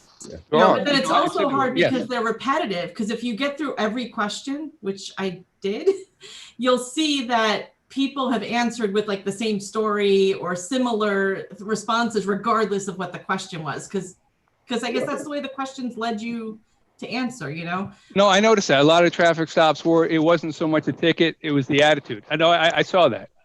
But I just think this overreaching summary of here's a survey that was somewhat inaccurate. Now I'm not asking for a statistical summary that says 14% of blacks said this, 30% of Hispanics said that. That would be ridiculous on this. Right. But what I think you can do is what Sharon just said, which is try to do something more than each of us has an intuitive basis of what trend we've seen on those which we've been able to read. And I think it's incumbent on us. If not, why do the survey in the first place? And I think what could be done, and I think it could not be done, it can be done with enough systemization to take it a little bit more than completely randomly picking out certain quotes. And we can. I went through the first question and I actually broke down every question into elements to condense it to a smaller list. And you can get to, 10 or 20 areas that maybe need to be looked in, depending on how you interpret them. I will say the people who love the police did not give specific examples in the way that someone who is upset. They would just say, the police are perfect. If it ain't broke, don't fix it. They're great. Don't touch them. Please don't take money out of the police department. I don't know why the committee exists. You shouldn't exist. But there wasn't an explanation in the way that somebody who had witnessed something negative, they actually laid it out and told you why they were upset. And so you can say 80%, or give or take 80% of the community that responded, if that reflects the community, really thinks they're doing basically a good job. They either don't interact, or when they do, they have good experiences. And that's what you would expect. We have a pretty good police department. Nobody should be arguing that. We're pretty lucky and we're pretty safe in this neighborhood. Of the 20% though, they were pretty consistent in their complaints, and some were easy. They're not wearing masks when they make stops. Now, it's not everyone, but there were a bunch of complaints saying we're in the middle of a global pandemic and police officers aren't wearing masks. And if I say something, they give me an attitude. Like if they're coming into my home and I say, you're not wearing a mask, they give me an attitude. That's specific. The chief can work with that, and so we can take a couple things. The social media thing is a problem. So we can address that that there has to be some understanding, and I don't know how to fix it. I'm just saying there has to be an understanding that when I know you're a cop and you have a gun and you can arrest me, and then maybe I'm, not light-skinned, and I see something in social media or in the parades or in you're my neighbor, and I witness things that to me seem very racist, it erodes trust in the police department because I don't know which cops feel that way and are going to treat me badly. So again, a very specific thing that can be looked at. What are we going to do about that line between this is my personal life and this is work life, but personal kind of, overflows as it does in everybody now, right? Because you have a cell phone and you basically work doesn't stop. It's kind of the same thing. Like everything's overflowing now.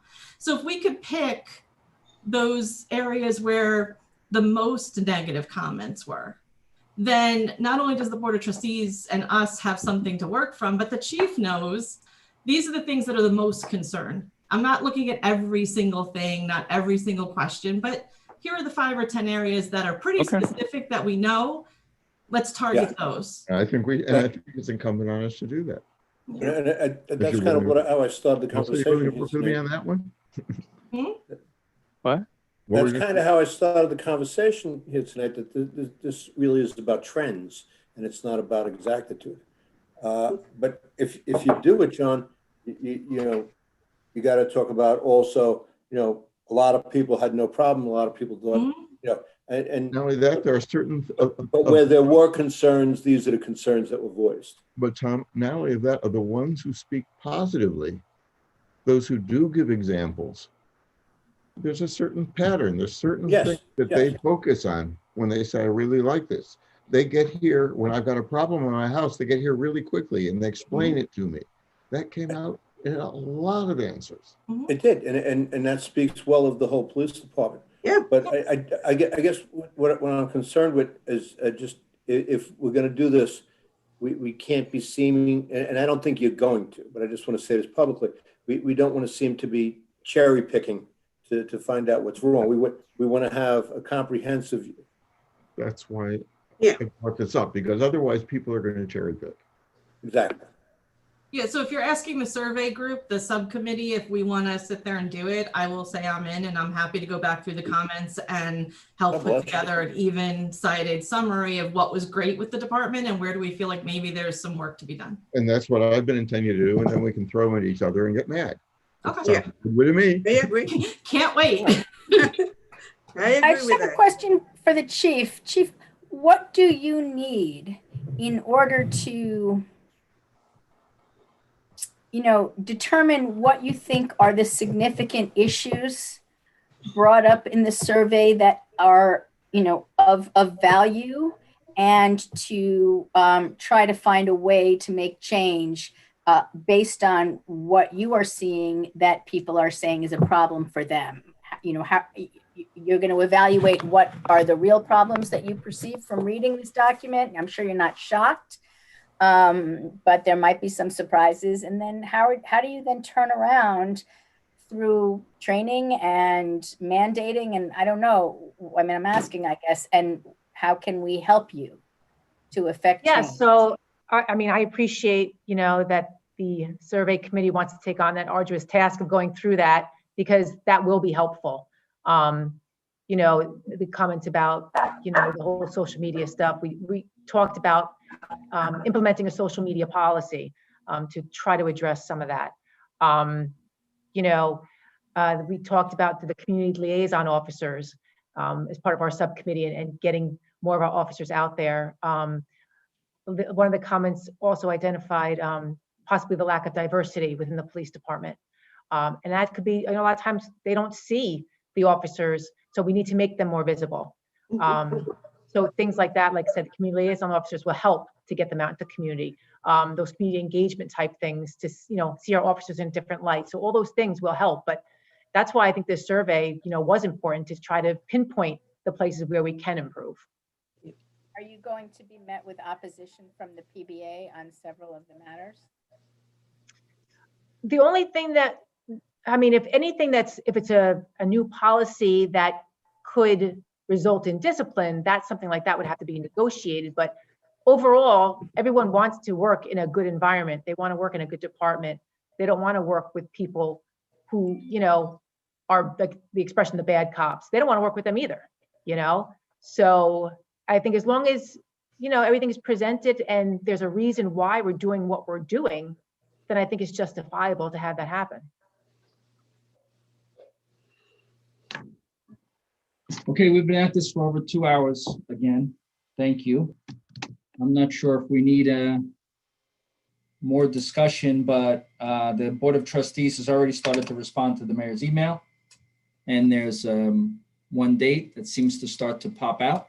So let's see what happens. That's in February. And it's early February. So I think it's early February if I read it correctly. So What day is that? All right, let me see here. It's a Monday, Monday. Which Monday? Monday, February 1st. February 1st. So that could really help us. Especially All if right, the I'm survey good. committee, especially if the survey committee can put together something for February 1st, that would be terrific. We can. Yeah. Okay. Yeah. Okay. I see you. All right. Very good. We will see each other again, either on a Board of Trustees meetings or on that date. Mary, you want to make that a joint meeting where it would be the PRRC and the Board of Trustees all together?